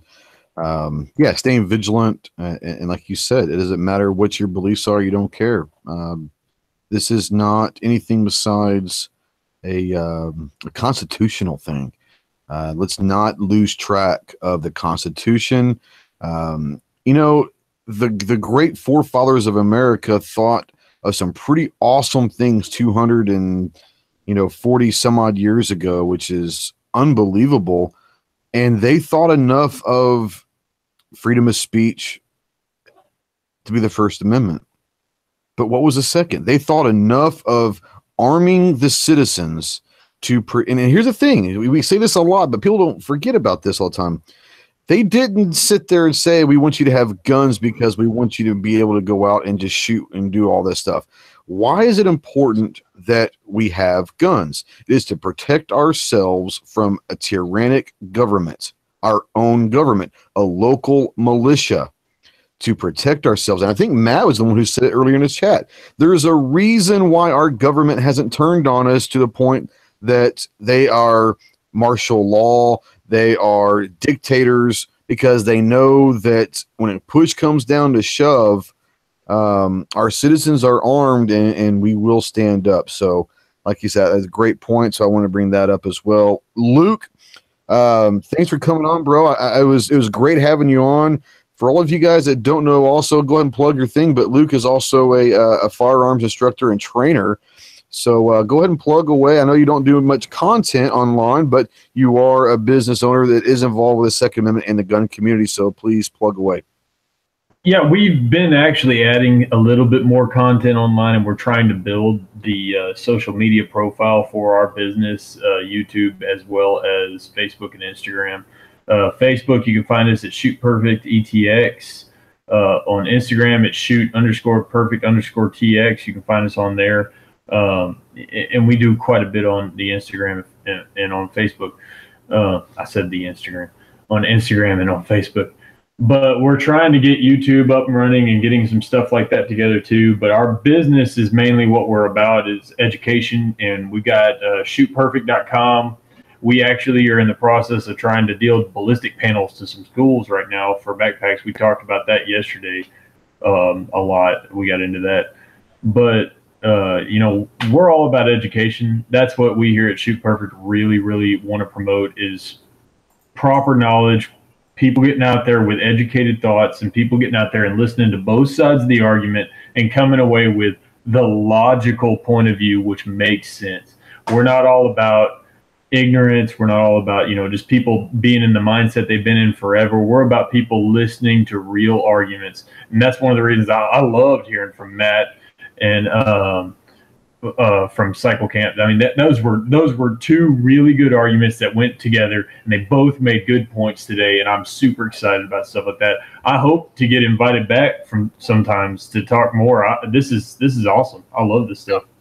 You're more than welcome to come back anytime. And in between all of us in this room, we all do a lot of different chats on many different topics. So, you know, but we love having you. You bring some great points. You kind of fit right into the flow of things. So you are more than welcome. You got an open invite anytime you'd like to. Before we hit John, I don't know if John's still laying down or not, but Clover, you wanted a quick second. Yeah, I mean, when you're out there and you're debating and your other things, and you hit the nail on the head good with us, talking about the Second Amendment earlier. You know, remember this in your debates and in your arguments, and use it. Our founders and our framers were not idiots. They were well-versed, well-educated individuals. And they did not spend 116 days, okay, in a constitutional convention, pretty much in the summer before air conditioning, and just throw language and words out willy-nilly. They used the word arms for a reason. They used the words shall not be infringed for a reason. So everybody remember that when you're debating stuff. Remember to bring that up. We talk about it all the time. Language and words matter, and they paid particular attention to the language and the words they used. You're 100% correct, Clover. Man, words are so important, and we've gotten away from what words mean. I mean, I know we're wrapping up, so I'll try to make this quick. But you're fine. You're fine. But, you know, one of the big things, especially in the Christian community, you think of the same thing that says the meek shall inherit the earth. Well, people think meek means weak. That's not what meek means. Meek means it's actually a war horse term, talking about a horse that has immense power that has been bridled by the rider. And now it's something that's extremely strong, that's focused. Words are extremely important, and they're said for a very specific reason. And you can't just change the definition one day and think that's what the definition meant at that time. No, you've got to look at what the word meant when they said it and go from there. You can't just go, oh, well, shall not be infringed means don't really kind of slightly upset somebody. No, that's not what it meant at that time. When somebody said it shall not be infringed, it meant go ahead and cross this and see what happens. That's what it meant at the time. And people have lost that definition, and we need to bring it back. Yeah, 100%. John, are you out there right now, or are you still laying down? I don't know if you're still with us or not. I don't think he's with us. I want to say thank you to John. John had a difficult job tonight, so I basically kind of just let him take the night off because jumping in and doing commercial breaks and doing all that was going to be difficult tonight. I knew that. John does a great job of trying to keep us on track, but tonight we're going to let it derail on purpose. I apologize to Night Strike and all Smeggy and all those guys. I've run into past their show and into Big Gunner's time slot, but I enjoyed the chat and I wanted to keep it going for as long as we needed to. I do enjoy the interaction with the guys out there. There is a great chat going on within the chat, which is hilarious to me. We're going on 3 hours, still have 47 people. I hate to, but I've got to get home. I do my show from my office until my studio at the house is finished. So I haven't been home yet. I need to get something to eat and all that jazz. But I do want to say, man, we're at 48 people are starting to come in. That sucks. Thank you so much for watching. On the Gun Channel side, we had a good crowd. On the YouTube side, like I said, we're still at 48, and we've been going on for 3 hours, well over 70. So thank you guys for all of your contributions in the chat. Thank you to my panel. Guys, I thoroughly enjoyed this. I do enjoy sometimes getting both sides. And I'm not saying that we were on both sides of the gun issue, but we were on different sides of what we thought Trump was doing or what we believe he might be doing. But I just want to say thank you for everyone coming on. It was a great discussion, and that's what needs to happen, guys. I think the one thing we can take away from tonight is stay vigilant. I love the fact that Matt was talking about get to 10 people. If we can talk to 10 people and change 10 people's minds, or at least bring them to the conversation. Do that every month. We get 10 people a month, and we can convert 3 of them. That's 30% conversion rate. It's pretty strong, but they convert 3 more, and the balloon starts to grow. Have the conversations. Don't be afraid to be vigilant. Stay strong with your legislators. Stay strong with your senators and congressmen at the federal level. Remember that every second matters is coming up in a week or so. Do something for every second matters, guys. Call your gun shop. Call a range. Do something. Every month we should be doing something to get the gun community in the forefront in our communities, and maybe we change some minds. Thank you, everybody, once again. I thoroughly enjoyed tonight. Until next time, Semper Fi.